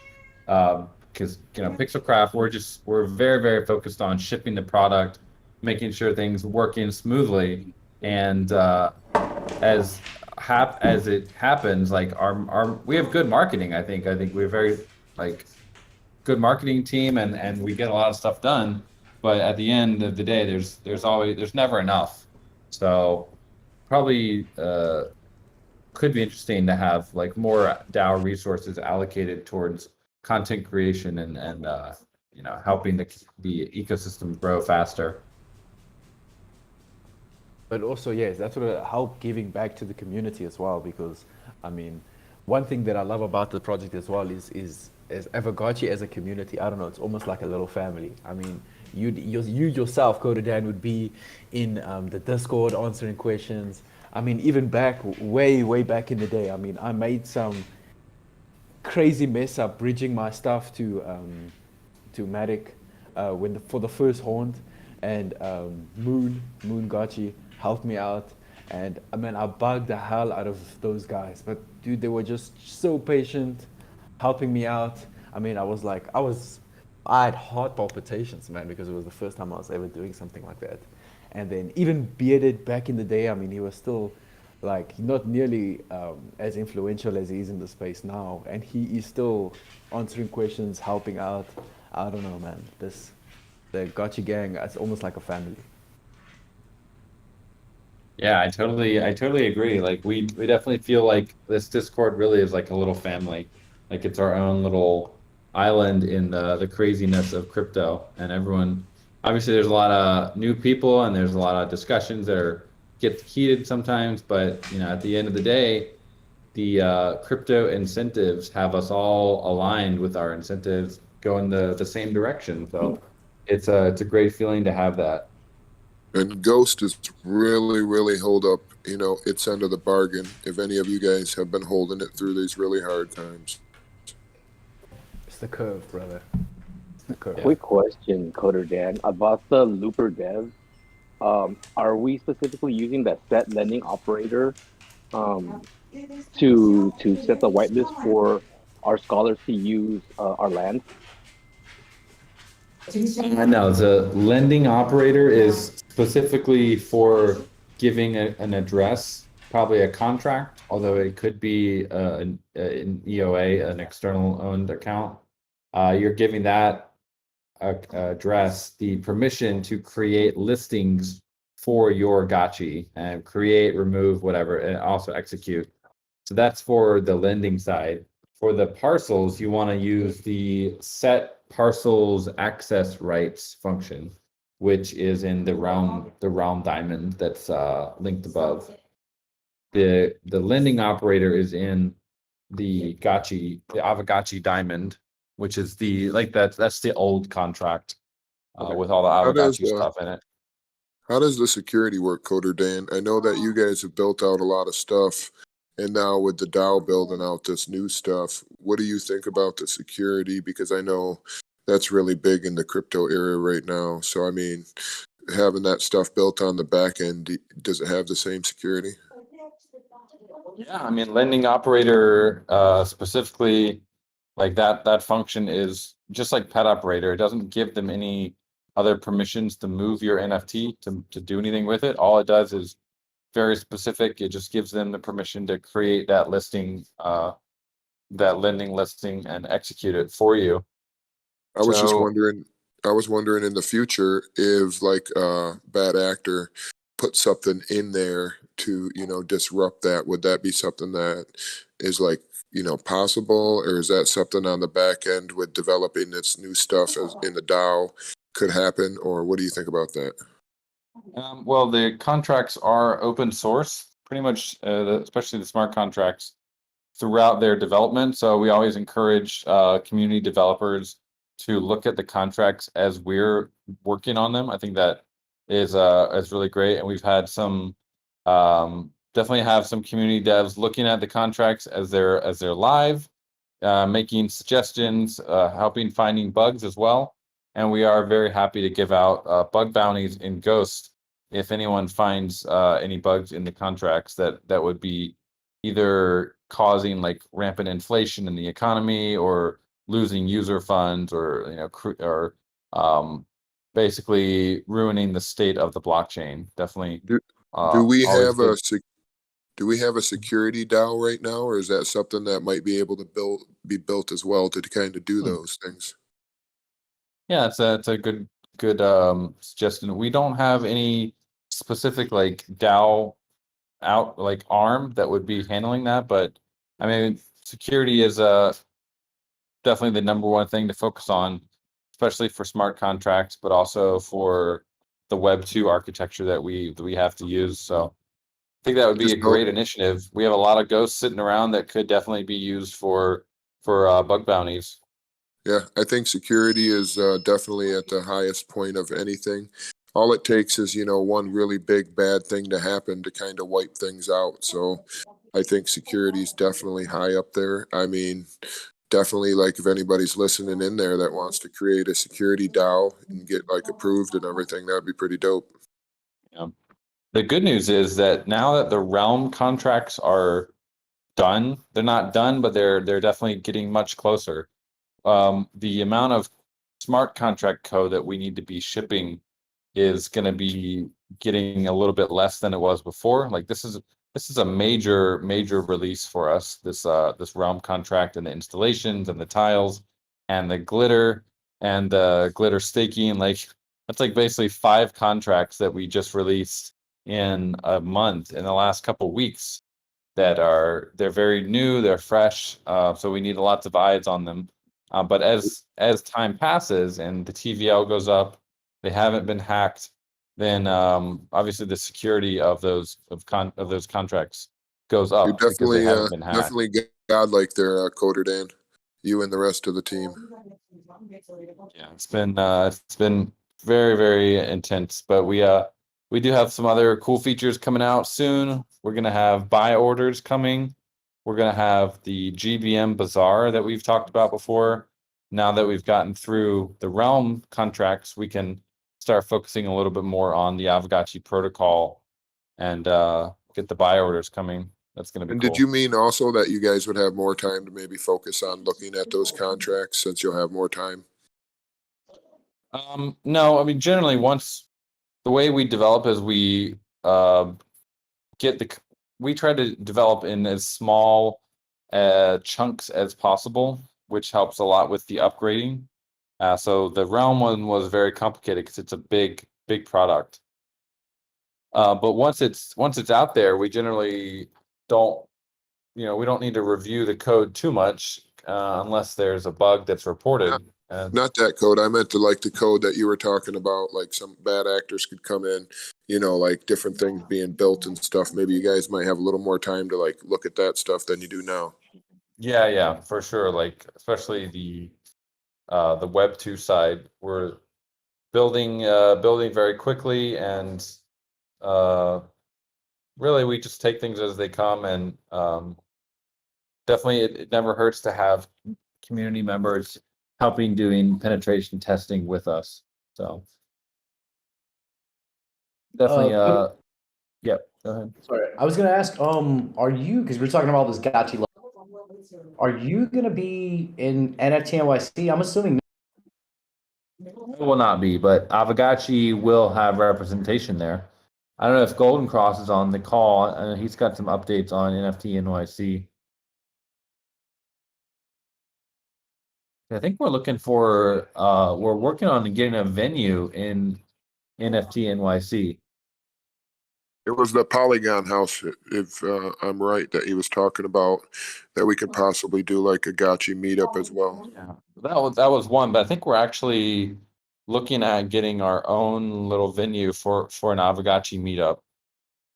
That would be dope, man. I'm going to definitely try and make it. Yeah. Oh, please have it in LA. That'd be so dope, please. You guys all want to dress up as our Gotchis? That would be lit. I'll be wearing my Music City Gotchi Gang jersey, but I'm also for some basketball jerseys because I'm gonna be cooking some NFT degens on the courts because there's a lot of trash on Twitter, but we're gonna be in real life. Get yourself a gold crown too. You get like a little butterfly balloon for your sus butterfly. Yeah, a little. I don't want to carry around a martini though. Or a baby bottle. Yeah, the baby bottle, right? I think it's a little pump drink now. No, I have a scepter. Yeah, scepter and a martini in my hand. I'm just looking at the guy you have as your representation. I've changed my Gotchi so much, I forgot that I have to update like my YouTube. Because that Gotchi is like, that was when I first got the Gotchi like a long time ago. Now my Gotchi's all blinked out. You traded that sus butterfly up too, right? Yeah, I traded for the legendary raffle. I love the sus butterfly, but for this Gotchi, it works against its stats where the waffle works perfectly, and it pushed. I believe this Gotchi's like a 637 now. What is it? 638. So the raffle did push it up 620 or somewhere. So trying to get it to 650. Yeah, I need to get a another martini and then maybe and a legendary eyewear.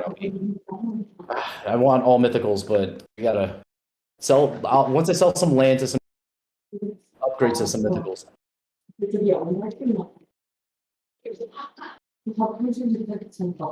I get off here, but it's been great. Really fun hanging out at the Golden Square here.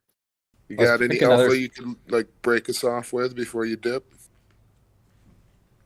Let's see. Didn't drop enough alpha already, but I love alpha, man. We are definitely working on having glitter live on the UI next week. That should be. I mean, it definitely needs to be implemented as soon as possible.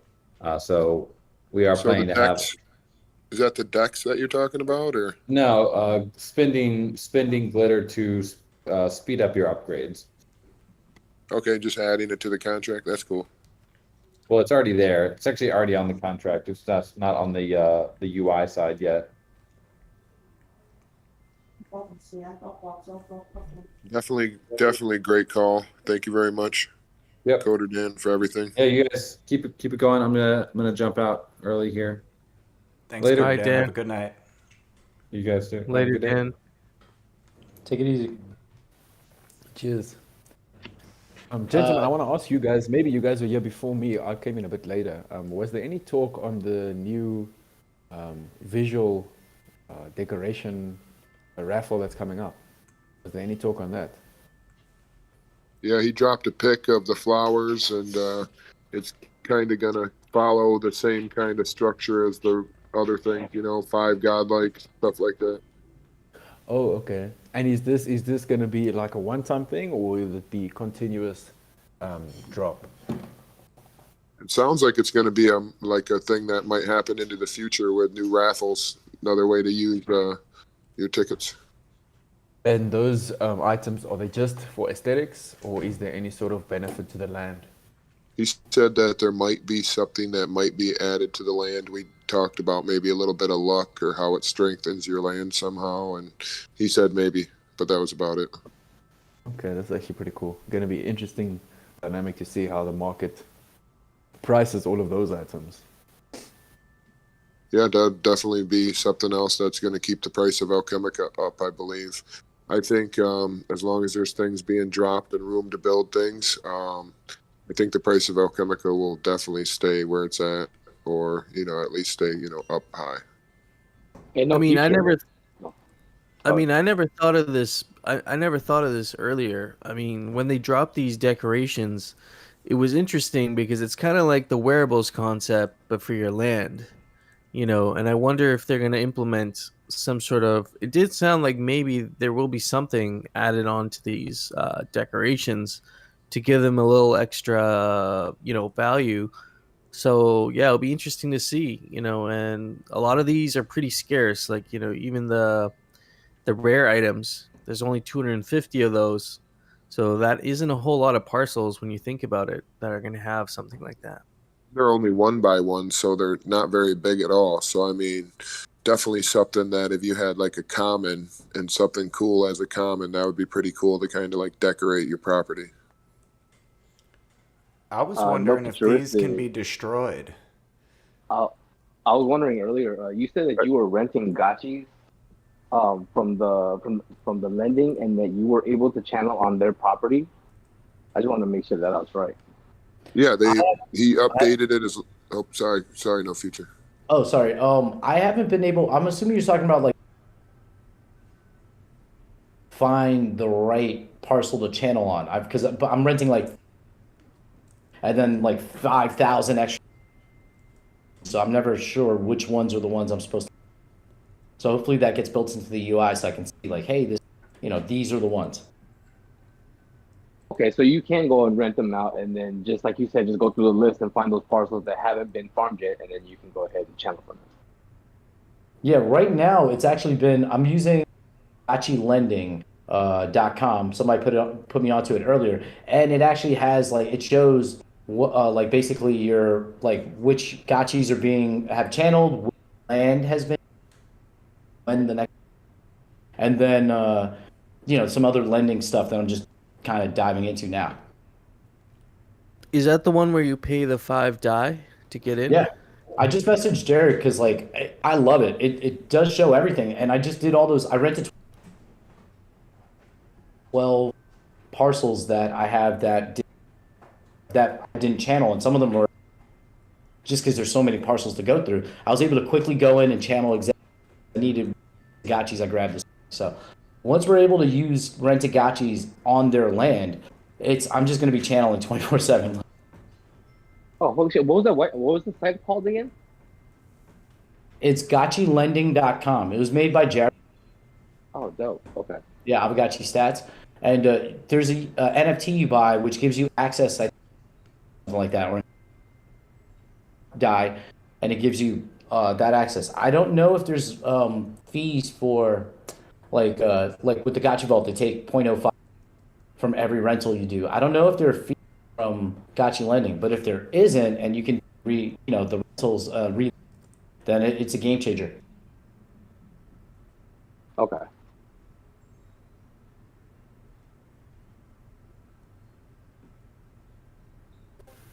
Futuristic, how are you finding running this business basically? Because the way I understand it, and from the previous hangouts and events, this is what you're doing basically on a full-time basis. So how are you finding that?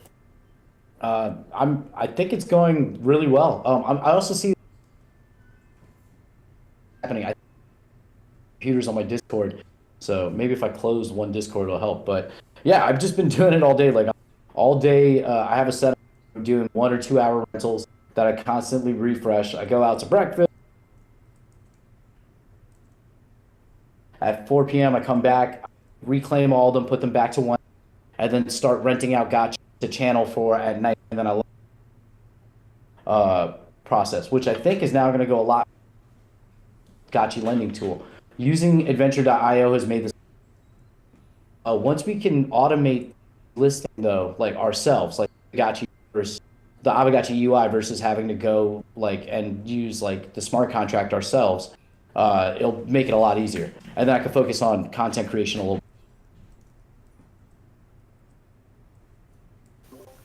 Okay, that's very interesting. The only reason I haven't been doing that, because I just find it quite annoying with MetaMask the whole time, because I don't know, sometimes my MetaMask just gives me issues. And with the current gas prices, I just leave my Gotchis in the Gotchi vault. But definitely, the automation will be like a game changer with the Gotchi lending. But because you're so hands-on with it currently, how are you finding the market when it comes to Gotchi lending, and what is the best way to go about it? Maybe you can give us some alpha around that. Yeah, what have you been charging, honestly? I mean, I'd like to know what you've been getting. Okay, so real quickly, I'm going to exit also to create suspense. I'll be back in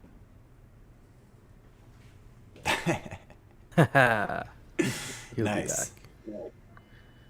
That's funny. Wait, what did you How's just things say? going, You Hefe? cut out for me. Okay, can you hear me? Yeah. Is that better, people? Like China, you said you were It you is can better. hear me. Okay, cool. I can hear you better, yeah. Actually, I'll connect with you after this. I think I know what your problem is. I'll connect with you to help you out with that. And then, Yeah, I and think then also, I think I have the same problem. Every time I get to come up here, I can't really hear anything. Yeah, I think I know exactly what it is. It's because I have because I'm live streaming this. I have one computer with Discord that I'm just reading the chat, another computer that's actually doing the audio and picking it up. Sometimes I accidentally click into the amphitheater on the wrong computer, and then it pulls me out of that audio onto another computer. So when I try to switch back, it gives me issues. Every time I do that, I have issues. Yeah, it's got something to do with your volume, like it's responding to voice activity, and it sounds like you're not loud enough on one of the devices. But this one sounds fine. Yeah, it's weird.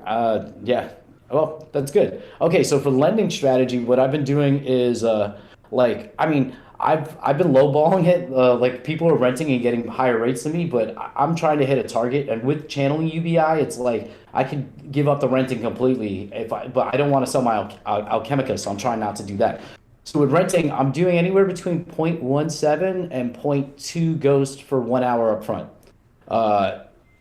For longer periods, usually I'll do some kind of version of that for 2 hours. I'm either doing 1 or 2 hours, and then at the end of the night, when I feel like I'm about to go out, I will set up 8 or 10 hour rentals for cheap, just to get myself fully optimized. And what I've been doing, split?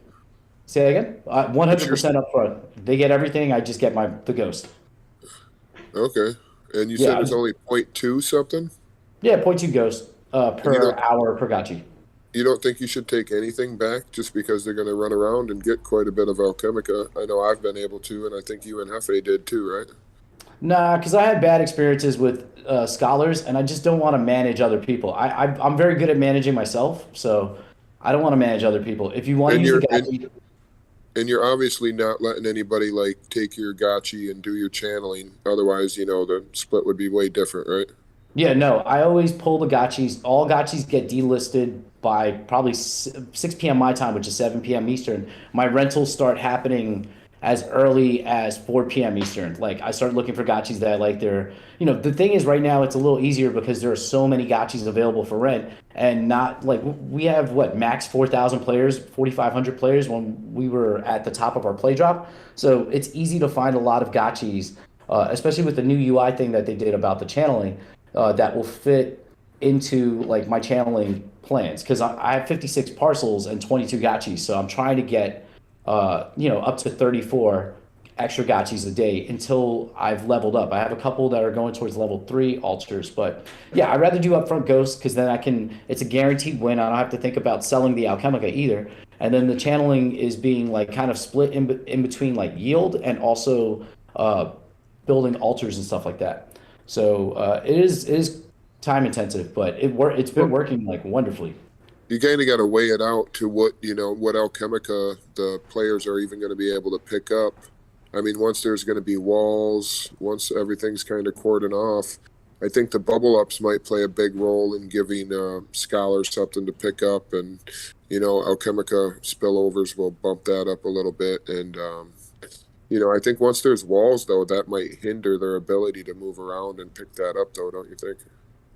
Yeah, that's why I also like the upfront thing. It's like, it's the way I would want to operate. Like I want to go out and be an adventurer. I want to go and make my own way, and I don't want to have to share that with anybody. So like if I was to rent a gotchi, I only try to only rent upfront gotchis. I'd rather pay the premium and then like have control of like, my yield in that sense, and kind of more of it's easier to like quantify for myself.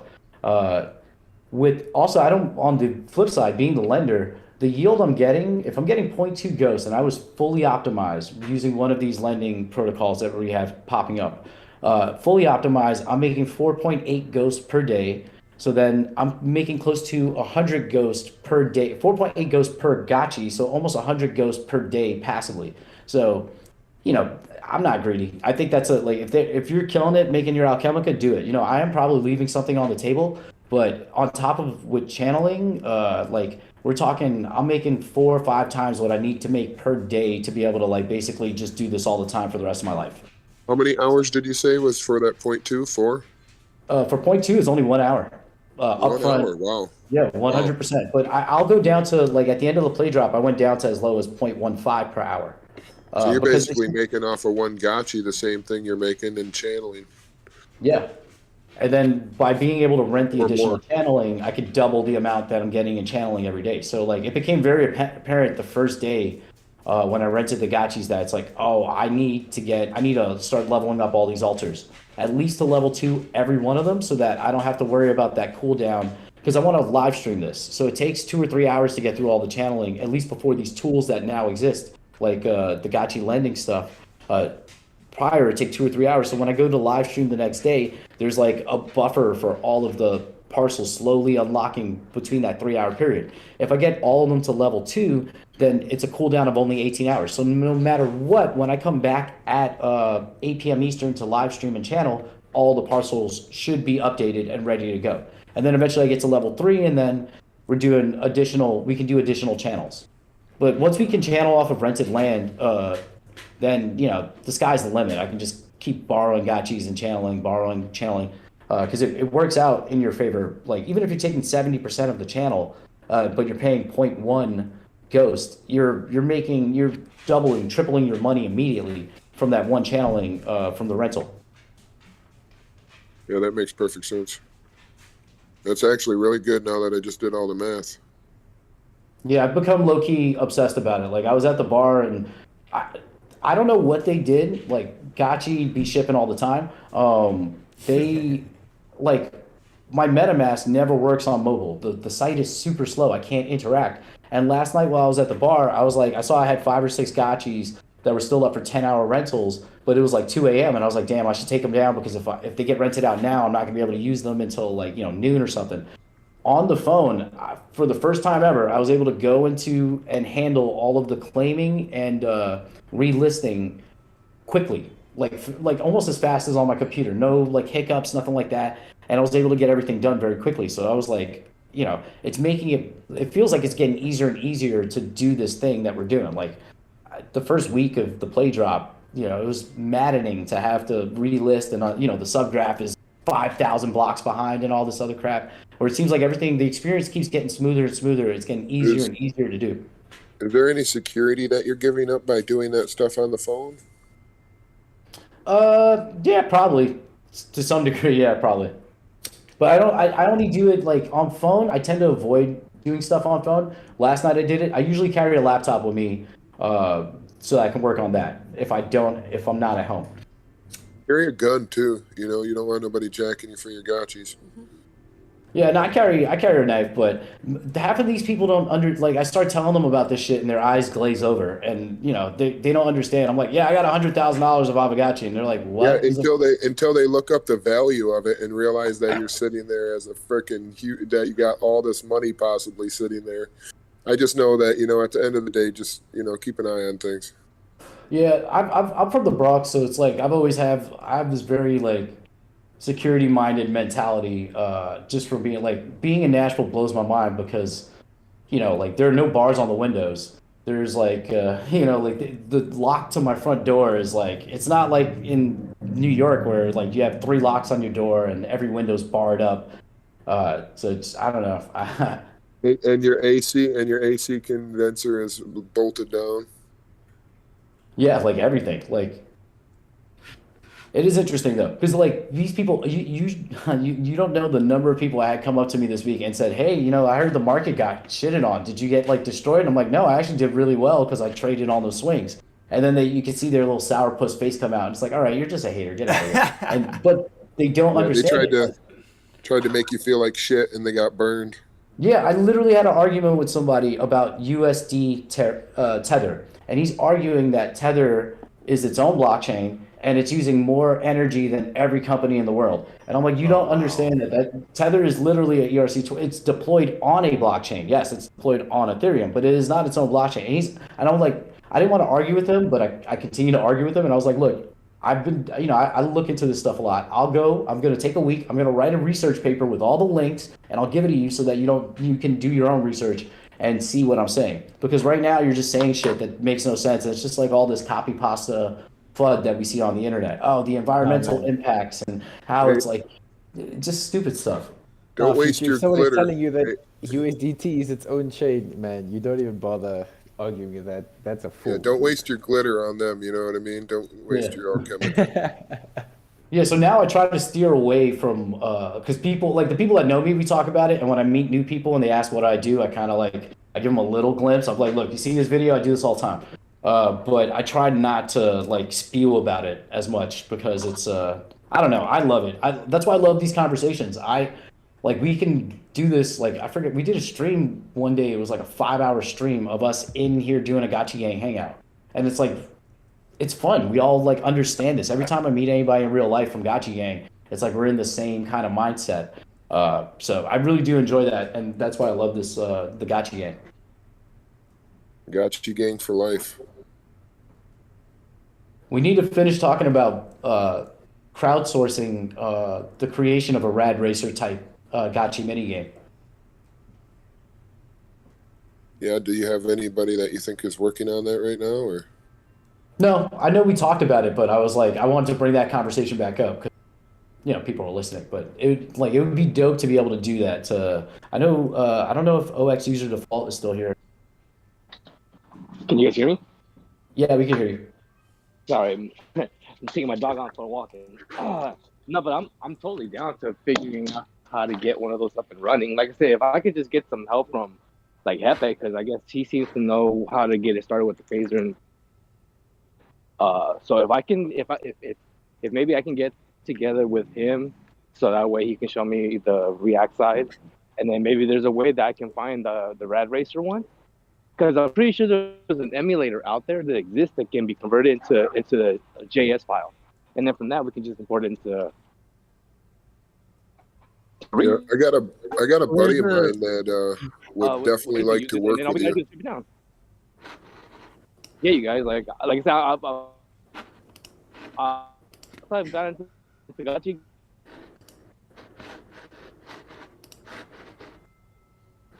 Interested in helping me figure out how to fork Aave and just build like a mini like an Aave, but just for like it's like a money market for Alchemica, because I feel like it would be a really dope way that it can help out our scholars in the future, so that way they don't have to. I mean, have to give them a place where they can actually deposit their Alchemica and actually earn something. I'm gonna start tagging Snowden and see if he can't get in here too. That would be dope. But hell, if we could even, like you said, no futuristic, if we can even find a way to crowdsource, because if we could just pay somebody, I mean, it's gonna be way faster than having to wait for me to figure it all out and test with trial and error and stuff like that. I got a buddy that would be able to work on it with you, but like I think that's something that if you guys like worked on and figured out that's something that you guys could build and do again and again and again, which is kind of like why you'd want to do it in the first place. Oh man, yeah, pair me up with your friend, man, because like I said, I've already stripped down a Monopoly version of the Gotchiverse, so I got the cards and everything ready to go. I just need to figure out how to get into the file and actually change out the bitmaps. And then, like I said, from that point on, I just need someone to do the front end part.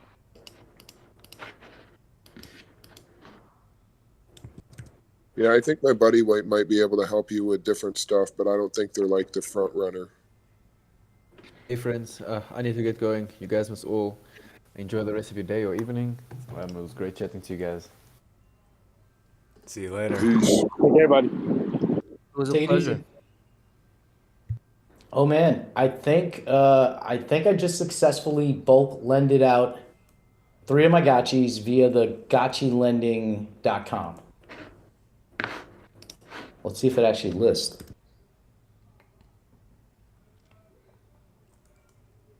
Oh snap, they're listed. Ah, that's so dope. So That's a are huge you going to make a time video on that? Maybe if it gives me more free time, yeah. Because it did put them up. Now I wonder. There's the bulk canceller, that's fine, and the bulk claim ender. Okay, yeah. So it just made it one transaction to list these 3 gotchis. Theoretically, if I had 22 of them all unlisted, I can checkbox them all and then list them all at the same time. And then every hour or every 2 hours, I guess, if I set it for a 2-hour rental, I'd have to come in and claim and relist. I think I have to relist manually, but at least it's all 22 at once instead of one by one. Actually, Harambe, I see you saying it's sick. Is there anything I'm missing here? Like, is there a way to do a automatic relisting similar to like the Gotchi Vault?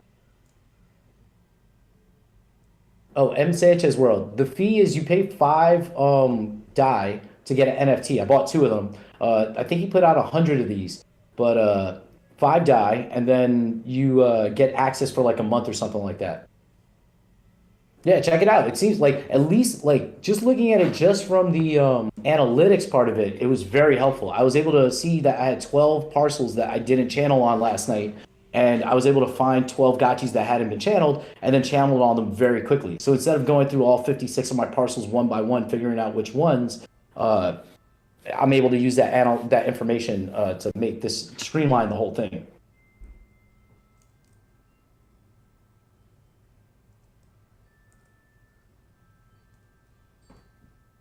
Oh, the link, yes. It is Gotchilending.com.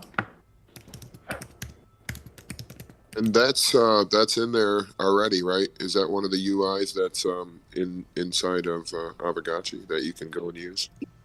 No, this is made by what's called Aavegotchi Stats, Wagme Warriors legend, Jared. Yeah, I just got my NFT and I got my access. So thank you once again, No Future, for this great little tip. Well, What was that again? What is it? Gotchilending.com. Okay, I think I've been there before, but I'll do it again. I mean, if they add the relisting fee, the automatic relisting feature, even without it, I can do this, and this would be very helpful for me. It changes the game because you're paying 0.05 Ghost per Gotchi for each rental you do with the Gotchi Vault because they have to cover their fees, of course.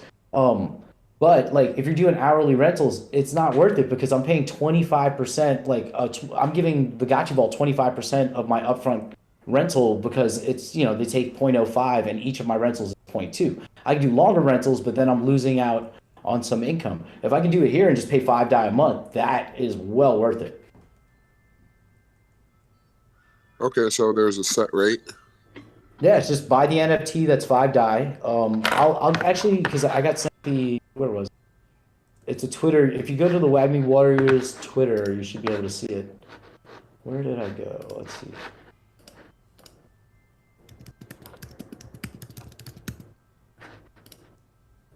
Yeah, because I was think of actually it like a self-serve. It's like a self-serve Gotchi vault. yeah. But you don't give over your access to your Gotchi. Like you're just using it for the listing part of it. You're not actually, they're not taking ownership, not ownership, but they're not custodially holding your Gotchi. So like you don't have to keep withdrawing your Gotchis if you want to get XP for events or, whatever other reasons you might have.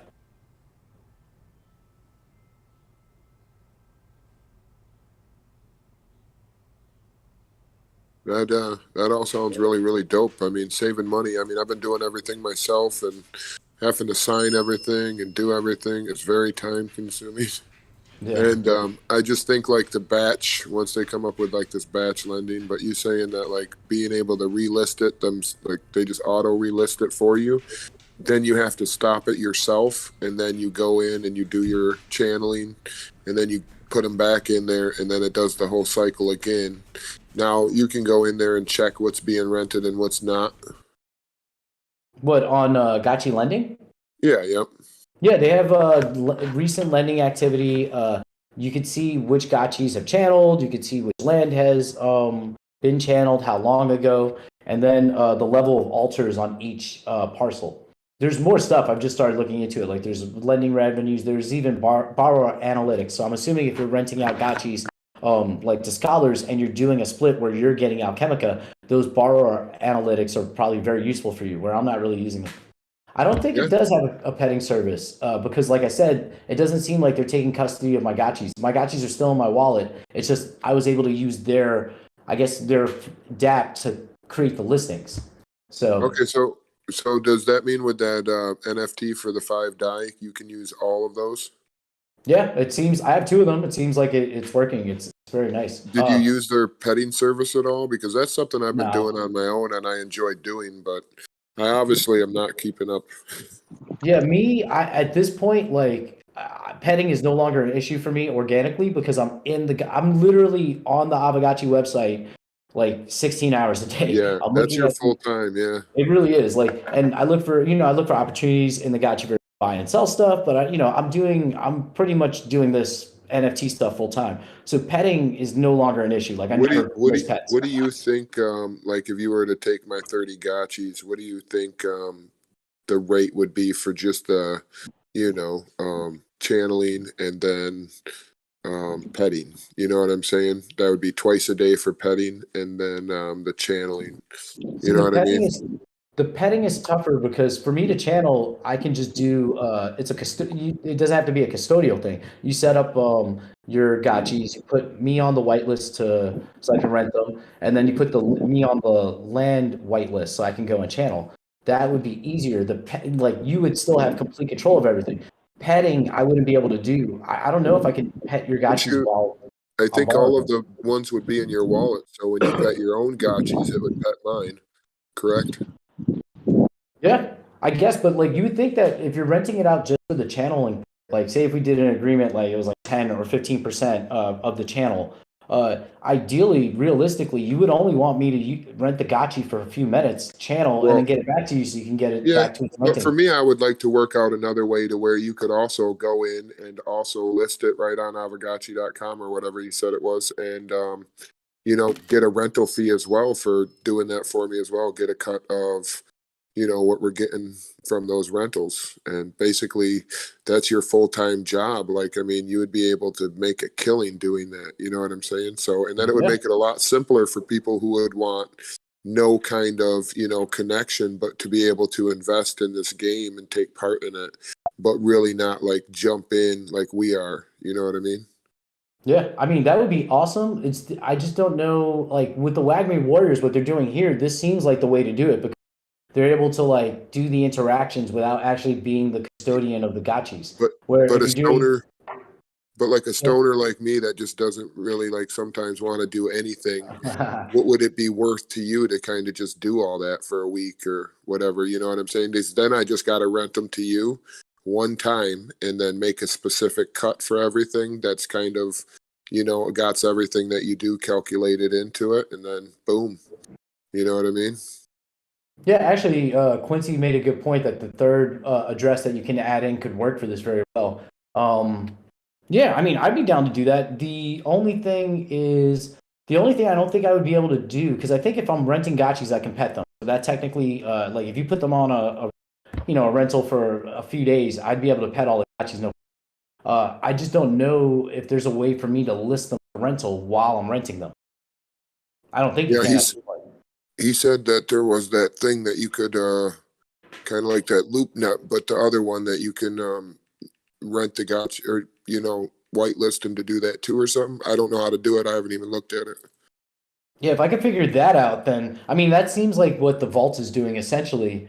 The only difference would be it's the human interaction. Like, because the vault technically can't go and channel for you. They can set up all the rentals so somebody comes, a scholar comes and hopefully in good faith is a good worker and does the work and earns you a yield. I guess what I'd be doing is something similar to the vault, except I'm also the scholar. I think that for me, it would be more like the vault's really, really big, like the big corporation. And I'm kind of working with you more small, independent, and we kind of have more of a connected, you know what I'm saying? And yeah, I think that's why I didn't drop everything into the vault. Yeah, it almost is like the difference of going to a large institutional investing, like a big bank that's investing your money versus going to a smaller financial advisor where it's like the customer service is different because you're like the one client they're focused on. Yeah, or you know what I'm saying, as it goes on, take on 2 or 3 more, 5. Then all of a sudden, hey, how did No Future become a multimillionaire on Aavegotchi? Boom. Freaking Yeah. he just sat there and started from the get. Yeah, so we'll probably sign off of here soon because I just realized it's 7 o'clock for me.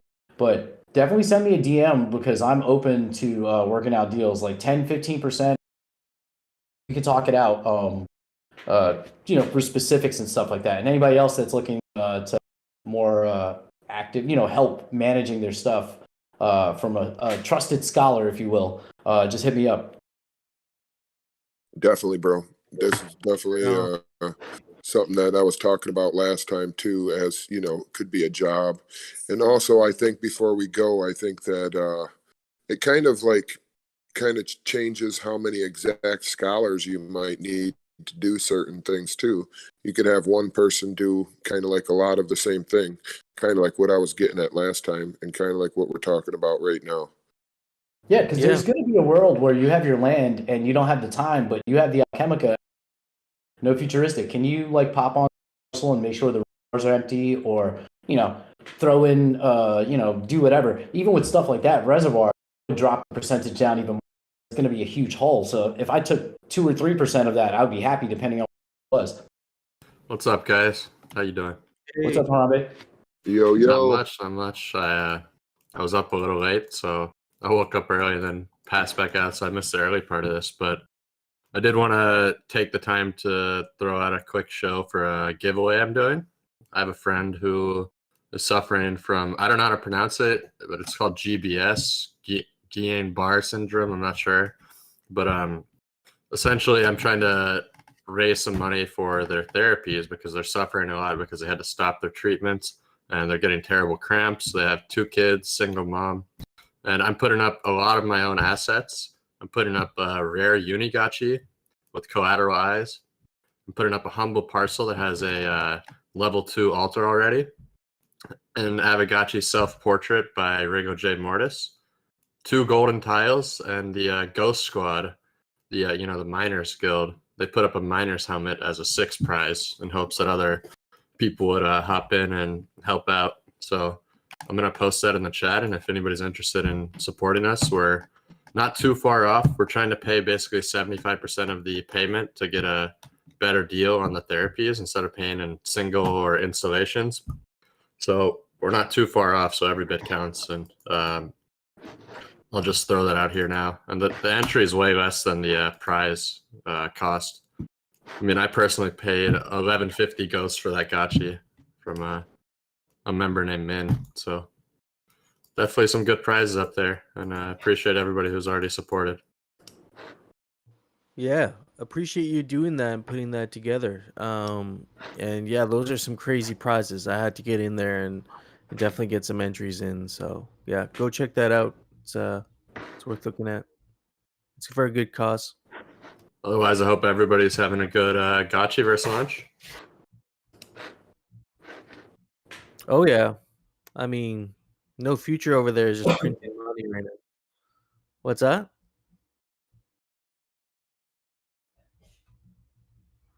Yeah, Man, this land release is great. Somebody said it. I think it was Gotchi Emperor that said it. This is a celebration for the owners, like us asset owners. And it's like our time and that yield. It feels good because the party's about us. Yeah, exactly. Hey, everyone. Hey, Bren, I'm having a good time too. Hey.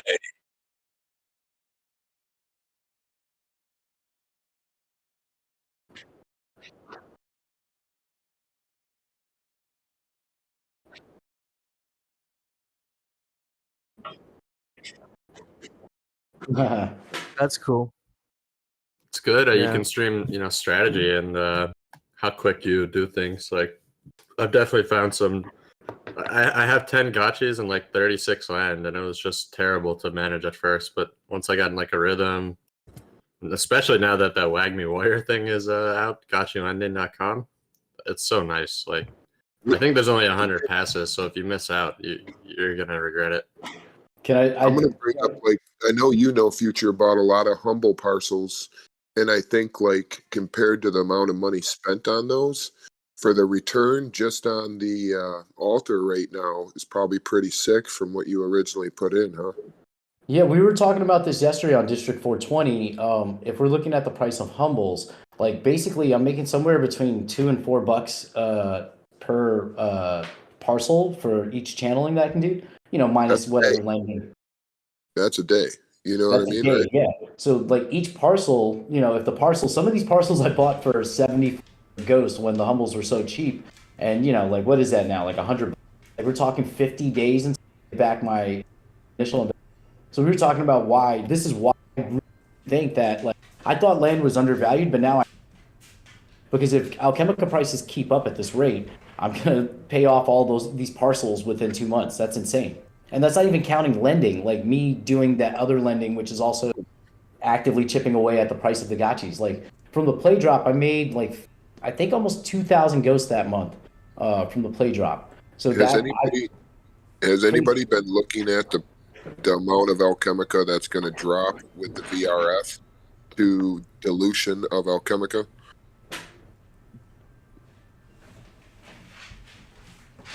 Can you say that again? Has anybody looked at like the tokenomics of when the VRF happens and everybody launches their land, and more obviously Alchemica is going to be flowing into the land, and obviously there's going to be a bunch more flowing into the ecosystem, which is basically just like the coin release dates and the different scenarios. And I was just kind of looking at the amount compared to the amount we have now. And obviously, the more use case we have for it, I mean, the better. I think everything with these new stay a little lower. I think that with all the installations, we'll actually probably have people consistently upgrading to keep playing. I think that'll sink a lot of Alchemica. Dr. Wagamy said, you can only, upgrade it so much without kind of like taking away your actual income from the property, From the numbers that I've ran, including, let's say, basic installations on the land, from a standpoint right now, we are technically in a deficit of, what's the number? 275,000 in general Alchemica pieces is what is needed currently right now to have everybody's altar up to level 2 And I also took into consideration from walls. That I mean, I figured that would be one of the items they were going to release at the beginning. But from this standpoint right now of what we've been robbed, what's been locked up in liquidity, and what's now inside in the soon to be GAX, there is technically a deficit. So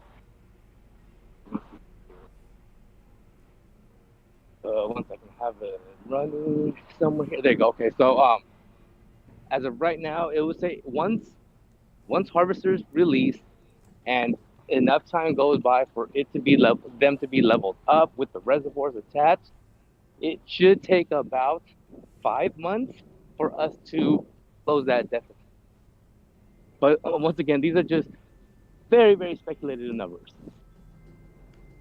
So that means that the more things that are also released on top of that will open that deficit back up, or I mean, spread that out. I kind of took that into consideration with that already. So I wonder if I can. Let me see if I can take it off and find that number. And that's what Dr. Wagami kind of said too, is kind of like he looked at, kind of when Alchemica might take a little bit of a dip in the future. And kind of like what you just said is, you see a 5-month time span before that might happen. So just like in everything else, you know what I'm saying? Like you need to take things into consideration with tokenomics, release, the amount, But I really think with the amount of stuff that just is going to keep coming and coming and coming, look at what we've already released. Like, Coder Dan and Jesse and everybody else in the background, Nick Mudge. I mean, they're still going to be pumping out stuff, left and right. And then look at all the DAOs, and then look at everything else that, they said they want, 3 or 4 more companies that are as big as them. So, I mean, that right there is going to be huge as well. And then one of the other things I kind of factored in was and I guess this is why I have a real strong case of trying to develop a community that was going to make Aavegotchi mini games, is because if those hit the market, and let's say we start taking FUD, which is I think the lowest denomination we have right now. So if you take the FUD and you use it as like the quarter system to play these mini games, then that kind of flips the script, because now you're not. And let's say these arcade games, if there was a way to take them completely out of circulation, and maybe those are used to, I don't know, fund more physical parcels, something where it will physically lock up Alchemica. Well, it'll lock it up. It can lock it up, but that's something that Coder Dan said, is that you're going to have to spend that Alchemica that you're taking in, which would then create more of a release in order to use that. But like you said, you're going to lock it up to do something for the future. Pretty much, because you can lock it up into craftable, and then because if let's say the FUD that's brought in is then used to, let's say, craft other items in the future.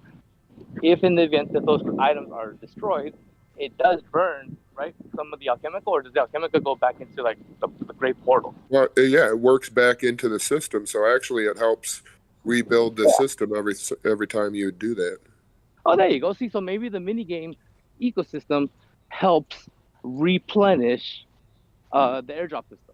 Well, you can look at different companies and how they kind of circulate their coins right back into themselves without really spending them, and burning them at the same time. Mm-hmm.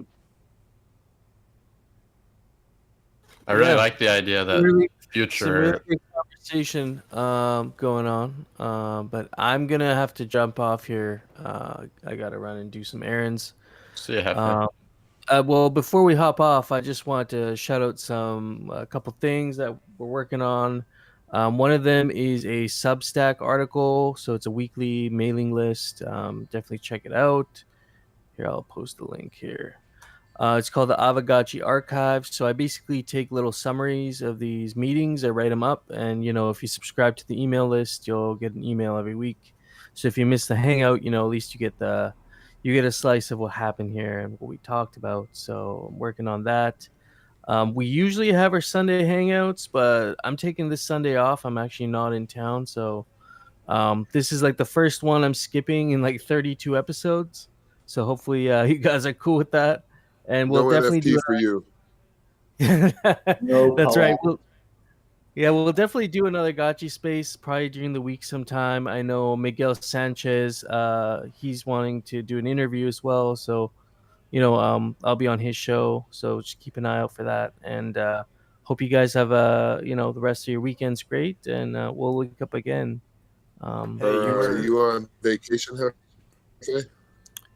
Yeah, you just gotta go out into the woods and turn off your phone sometimes. It's good for your. Enjoy. hey, Cannot do that you were now. talking Enjoy. about the Twitter Spaces. Are you going to be at the Dow call in the morning? Or are you skipping that too?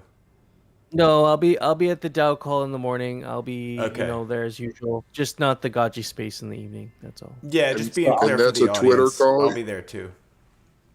And I that's a might No, the Twitter host Dow a call? call is Gotchi here. Okay, the Dow call is here. Okay. Yeah, Yep, I same might room. I might host the Twitter space tomorrow. I'll see what I think I have time to do. It should be no problem. Probably just live stream and do it. So sick. I'll put out a Yeah. tweet and throw something in here because Hefe's been as consistent as consistency can be. So I would gladly like to step in and help. Hell Let's yeah, get brother. really Gotchi, big and pretend like you're Hefe too. Gotchi Emperor, what do you think about how new land releases when we get the grid will affect ALK prices? But you think that could help sustain them long term? I think user default might be able to help with that too. Have you put that into any kind of system or anything? Looked at that at all? Sorry, you guys. It was breaking out. Say that one more time. Oh, I was just talking about how future grid releases will create a huge demand for new installations. So if we have all these news cycles happening, ALK might not tank in 5 months like some people think. I think it could be continue to have token sinks and use cases brought up as long as there's not like a That's death what I was spiral. looking at with. Even though he looked at that 5 month kind of maybe like a little bit of a drop off, obviously, like you're saying, there's going to be a ton of new releases. They're rolling out, like you said, we're not even going to know all these mini games, all these new systems coming in, all these new DAOs coming in. I mean, this whole game was built to basically build things within it. So, I mean, anything could come into this scenario. Like, just imagine, like Facebook Meta.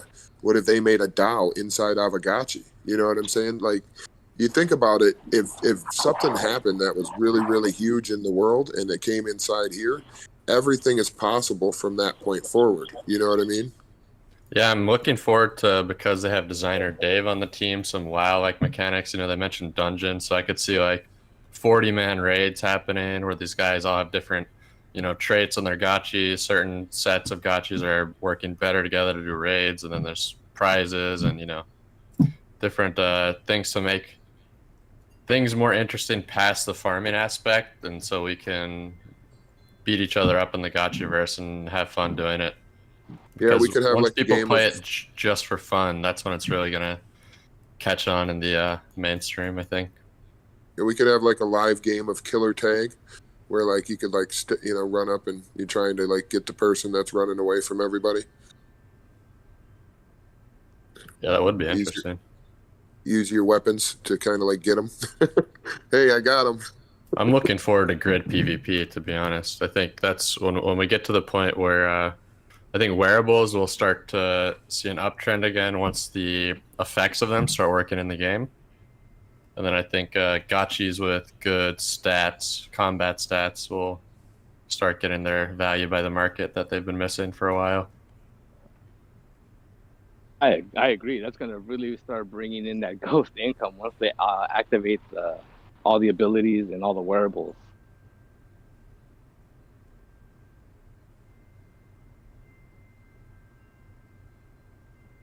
So, how much have you raised for your friends so far for doing that? So we've raised 711 ghost and 83 die and 100 matic. So we have about $1,200 plus 65 in matic, 66 in matic. Essentially, right now. Alchemica? I mean, yeah, we would accept Alchemica at the. It would be preferred to for you to swap it first, but I can actually swap it for you if you don't want to get hit with the tax or something.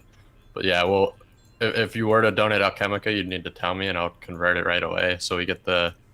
I didn't want to do it for. It's a longer term giveaway, so I didn't want to take in Alchemica because of volatility. Maybe thinking about that, it might actually dilute. You're probably not going to get enough to dilute anything. So I think that would be fine. Yeah, no, it'd be completely fine. I would just want to convert it right away so there's not like a huge fluctuation in the price and make it unfair to other people in the raffle. But yeah, I was talking about not for the raffle, but is this like just a way to donate? Yeah. I mean, basically, you could donate to the raffle, and that will go directly to the payment for her treatment. Can you just donate without even going into the raffle? Yeah, you could. I can send you her wallet if you want to do that. Does anything really helps at this send point? me her wallet. Sure. Essentially, right now we're about 18,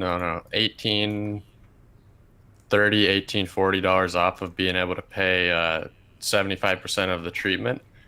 Basically, I talked to her, and this one clinic was charging a lot. She's in Venezuela, and hyperinflation hit bad in like 2018 there, like literally 1 million % inflation. And so there's not amazing places to get care for without them maybe trying to rip you off. But luckily, she has an aunt who works in healthcare, and we found a better clinic with a cheaper rate. So essentially, we're about $1,840 off from being able to pay 75% of all the rest of the treatments. After that, she'll be able to start going back. Right now, her situation is it's been about 5 days since she was supposed to go to her last treatment, but the single therapies cost a ton alone. So she has put it off, and she's actually going to the hospital right now because it's getting really bad with cramps and other symptoms. And I did help her get the first 2 therapies, but we want to get her in as soon as possible to the. Is this a type of an autoimmune thing? Yeah, it's a nerve condition, and yeah, it's related to autoimmune. Nerves are attacking things, and basically the myelin is causing issues. First thing you should help her with is healing her leaky gut that most likely was the culprit of bringing on the symptoms that created her autoimmune disease. Yeah, I've read stuff about the Zika virus being a thing that influences that specific one. I mean, in Venezuela, that is something to think about. I didn't know about the gut part, though, to be quite honest. The what part? The leaky gut part. I didn't really know about that. Yeah, I mean, and stuff like that. I mean, a lot of people don't realize really affects their body. The older they get, the more it will affect them, and the more it'll lead to these autoimmune problems. So just something you can look into. Yeah, I mean, she has to walk for about 200 meters to get water, and after her first few treatments, she was able to start doing that. But then she had to stop due to the cost, and now like a little kid has to go walk it for her to even get bath water. So like that's the type of situation she's in. I personally helped her get. Where is she located? Venezuela. Okay. I think it's Caracabo. I'm not sure how to pronounce that. She lives in a place that's like $30 per month rent. I helped her get a stove so she doesn't have to cook with firewood. I helped her get AC, some mosquito stuff. One of her sons has like some allergies to the mosquitoes, so I offered to help with that without her asking. Yeah, my daughter has that too. She just gets these huge red bumps. So like. Yeah, apparently there's like mutant mosquitoes out there. So. Yeah. We got her living situation going a little better, but the treatment's pretty important. So just trying to get help as soon as possible. I mean, like I'm not one to just give out money willy-nilly to somebody who doesn't, who's able to do something for themselves, but they actually want to do something. It's just that if anybody knows about that condition, it definitely causes issues with walking and the cramps and stuff like that. So. Well, it's all inflammation. It's all created by, at the base cause leaky gut, inflammation in the body. And, that's something you want to work on. Get her taking maybe, turmeric, different anti-inflammatory things like frankincense can help. Humanoids, which pure humanoids really help too. But I mean, just really focus on trying to get her inflammation down, because I think that's the main cause of what the Zika virus does too, is just causes inflammation in your body. And when you have that going on, you really want to try to, maintain, a diet that's really going to focus on healing your gut first and then keeping your gut maintained. Yeah, so I think the main, aside from the gut, what I know of is basically the cramps, fever, pain, and spasms are from the lack of myelin production in the muscles. And so, essentially, she's taking some vitamins at some of her medicines. There's a couple medicines that I've helped out with, and then they're doing some stem cell injections as well. And then also something called I forget the name exactly, hypobaric chamber or something like that. It might be pronounced hyperbaric. I'm not sure exactly which. Yeah, send me Yeah, send me that link for what it is. Yeah, sure. That sounds pretty bad. It does not sound very fun. But yeah, basically we're trying to get her in a constant cycle of these physical therapies, because she had about 5 of the cycles of 3 before this, and basically she's trying to finish the rest of them and get walking and working again, because she has 2 kids. Tell her definitely try to prepare her foods to where there be anti-lictin. So lictins are just basically other forms of gluten and plant poisons that most people don't even know about, that cause and destroy your entire gut. So I'll bring that up then. Yeah. I've helped with food a bit too, and I don't think she's just getting some cheap food right now, so that could probably be a good way to do it. Does she have a good source of healthy food that's grown right there, like markets and stuff like that? No, there's essentially, I forget what they're called, but there's teams of people who kind of go out and they sell cheap food basically. She has got some food I've helped her buy some food from the city. I didn't ask whether it's healthy or not, but I'll definitely push that more to. Well, I think a lot of people don't realize, your diet and what you put into your body, because you're an organic artificial intelligence that basically has its own operating system. And when you poison that operating system with with the wrong fuel, you're basically just destroying everything. And then you're just going to basically, cause yourself viruses. So I appreciate the info. Yeah, absolutely. real quickly, I mean, health is key. That's very true. I just want to point out very quickly, I took the alchemica I got from channeling earlier, the 12 gotchis that I rented, and I swapped it for USD. And that made me $42 of USDC in the time for just those 12 channels. That's pretty sick. That's That is awesome. super sick, yeah. So no future. The first day I rented out some long-term gotchis, and at first I got some that were 800 kin, but those went off the market quick. So the next day I got some that were 550 kin.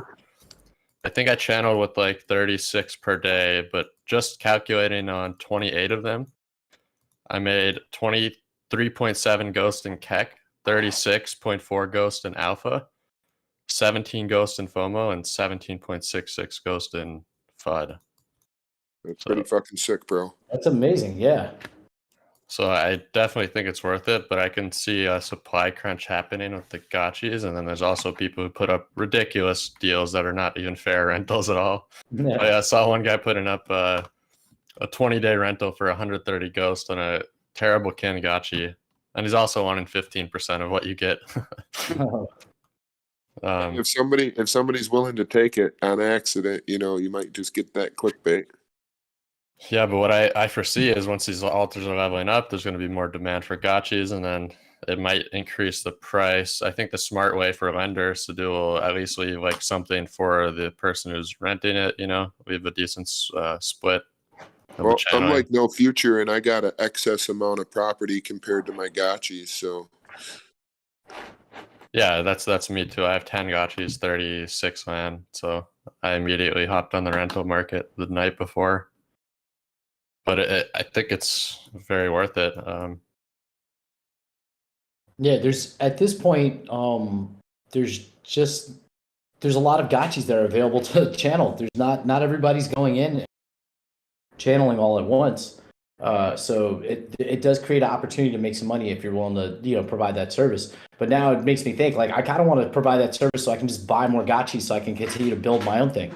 Because 22 gotchis is nice. You're definitely the king of flipping so far. No future, like taking passive income. You know what I mean? Taking what you take and flipping it into more stuff. I noticed that you keep doing that over and over again. I mean, how much has that really boosted, where you're at today in Aavegotchi? That's been the majority of it. Like I've starting with rarity farming, like the first season, I bought more wearables with the rewards I got from rarity farming, and then eventually I flipped other crypto or like my other crypto stuff before the market crash. Buy more gotchis when it got cheap, and then I took my last round of rarity farming from season 1, and I bought Titan when it like dipped, and I turned that into $6,000. Then I bought like 17 portals from Haunt 2 when in the GBM, and then if you're in the GBM, you're also getting a return on that. And then it's just been a grind. Like all the gotchis I have now, kinship is pretty nice. The newer ones are still low, but they're going up. But really, the XP is what my gotchis have. So it's like I'm waiting. Once we unlock XP as a like rentable trait that matters to renters, I'm going to be sitting even better. So it's just the idea of just like, Pixelcraft is always shifting. I believe in them, and I'll like keep reinvesting my gains and flipping and trying to build and build and build because the yield is super attractive. Even like think about it, like you could enter the Gotchiverse right now, put 110 ghost, which is like what $170, buy a parcel, not even own a gotchi, just rent gotchis that are available and get this yield. It's insane that more people aren't jumping on that boat. It kind of shocks me. No future. We're still early. I hear you're good or maxi. Have you looked at the chart? Looks like some people are accumulating a bit. I do think it has room to maybe go down still with how much is being produced, but some big wicks going on now. Yeah, with Alchemica, I was like checking charts. Glitter, like I literally, like I said, pairs, which I never do. I always do single stake because I feel like I want to get as much glitter as possible. So I'm not even checking. First day, I was checking the UI to see how much glitter I produced, but I'm not even claiming it. I'm just leaving it in there, and I'm not checking prices. It's actually the way I think about it is I'm producing as much glitter every day as I'm roughly producing a little bit more probably what I'm producing in milk from the cool cats. And I think they're similarly priced. So I'm more likely to dump the milk or like, yeah, I've been accumulating it now, but like, I think I'm going to sit back and watch the winner in this race because I can get to watch both of them grow kind of alongside each other at the same time. I think has anybody looked at the amount of glitter you're going to be spending to kind of like upgrade that time compared to just waiting? I think it's very worth on, like, for instance, early harvesters. You could spam them, and this is some alpha. You could immediately make all your early harvesters and level them up. I mean, it's a no-brainer, like, if you're actually going to be placing them. If you need your walls, too. I mean, with the walls, would you think the walls might want to be upgraded, too? I would think that, and there's also, if anybody hasn't, read the Bible and white paper stuff, you can apparently speed up the cooldown on communal channeling, the guild channeling. I'm not sure when that'll be introduced, but those are going to be huge earning events. Is that going to be something that's tied to this channeling? Like, can I use the same gotchi to guild channel as I used for that? Is that a different 24-hour period? Or I think it's a cooldown on the lodge, and maybe the gotchi too gets the week cooldown, but I'm not 100%. Someone might have to tell you. Okay. And then, like, I mean, maybe you could do with multiple with one gotchi if it's different wearables. I'm not 100% though. Yeah. I mean, with mythical and legendary, I think there's going to be some, groups put together to really take that yield compared to like what you're going to get right now. It's going to be quite a bit, huh? Yeah, I think the common yields would be insane too. Common uncommon parties if people manage to organize big enough events. Like, yeah, I think that's why like a lot of guilds. a lot of guilds have been like tucking all that stuff together, right? Like, Yeah, I personally have some bows, some dragon horns. So if anybody is in a guild that's secretly collecting those, hit me up. I have 15 dragon horns. I bought a royal robe. See what that might do for the yield in the future.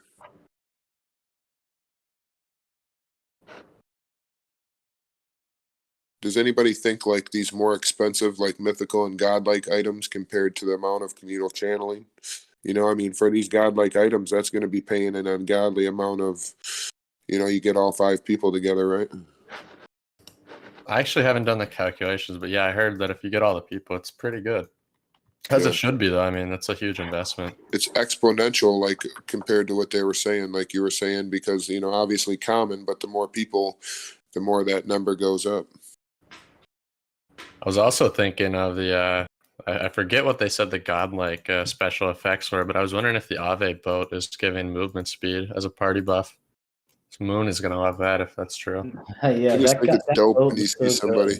That's like the best thing you could get. I mean, the katana is probably related to combat, you know, damage or something. Armor is probably something with armor, evasion, maybe it's just HP or protection. It's just funny because it's like it makes me think of going off into battle, like, and like, you know, think of George Washington like, on the boat, like at the stern, standing up in that famous like I forget which, I think it was in some battle in Jersey or some shit. But it's Moon on his Ave boat at the front. Yeah, it was the Delaware. It was in New Jersey. Delaware, yeah. Yep. Delaware River in New Jersey, Trenton. Oh wait, no, sorry. That are you talking about the one where he goes and murders the Hessians, or the one where he's escaping? Because he escaped out of one city in the night too. This one was a daytime photo. It's him standing. He's at the front of the boat with a foot up. Yeah, it's like very regal looking. Yeah, that's where they murdered a bunch of Hessians on Christmas. Oh damn. Yeah, Merry Christmas. Crazy. They were all drinking. They just rolled up and slaughtered. Yeah, I think they were like German mercenaries or something.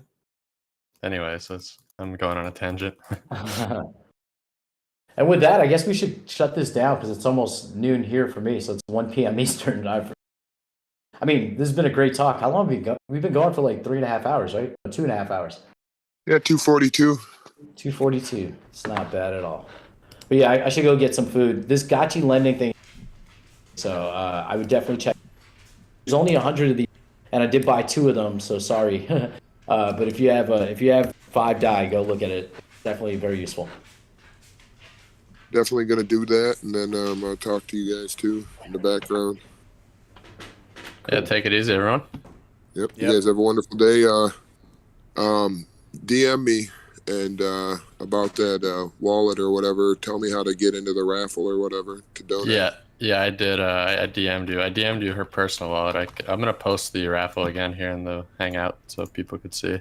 When I first seen it, it was confusing because I thought it was like over after like 24 hours, so I thought it was too late. No, I did a raffle for a reasonable for really this. I did a raffle for a reasonable that was 24 hours, so you might have thought it was that one, but this one I did put up a lot of assets. So I mean, it's the time limit is if we raise our goal, then it'll instantly end. If we raise 5K Ghost and 1 month has passed, then we'll start the raffle like that. But I'm actively reaching out to a lot of people to try to speed this up because it's not my ideal situation to run a very long raffle. I want people to, you know, get their prizes ASAP. So trying to spread the word to a lot of communities. Appreciate anybody who even just retweets. Goobs put up a tweet. I'm in the Gotchi Mafia with Goobs, so come to poker on Fridays. No shame show.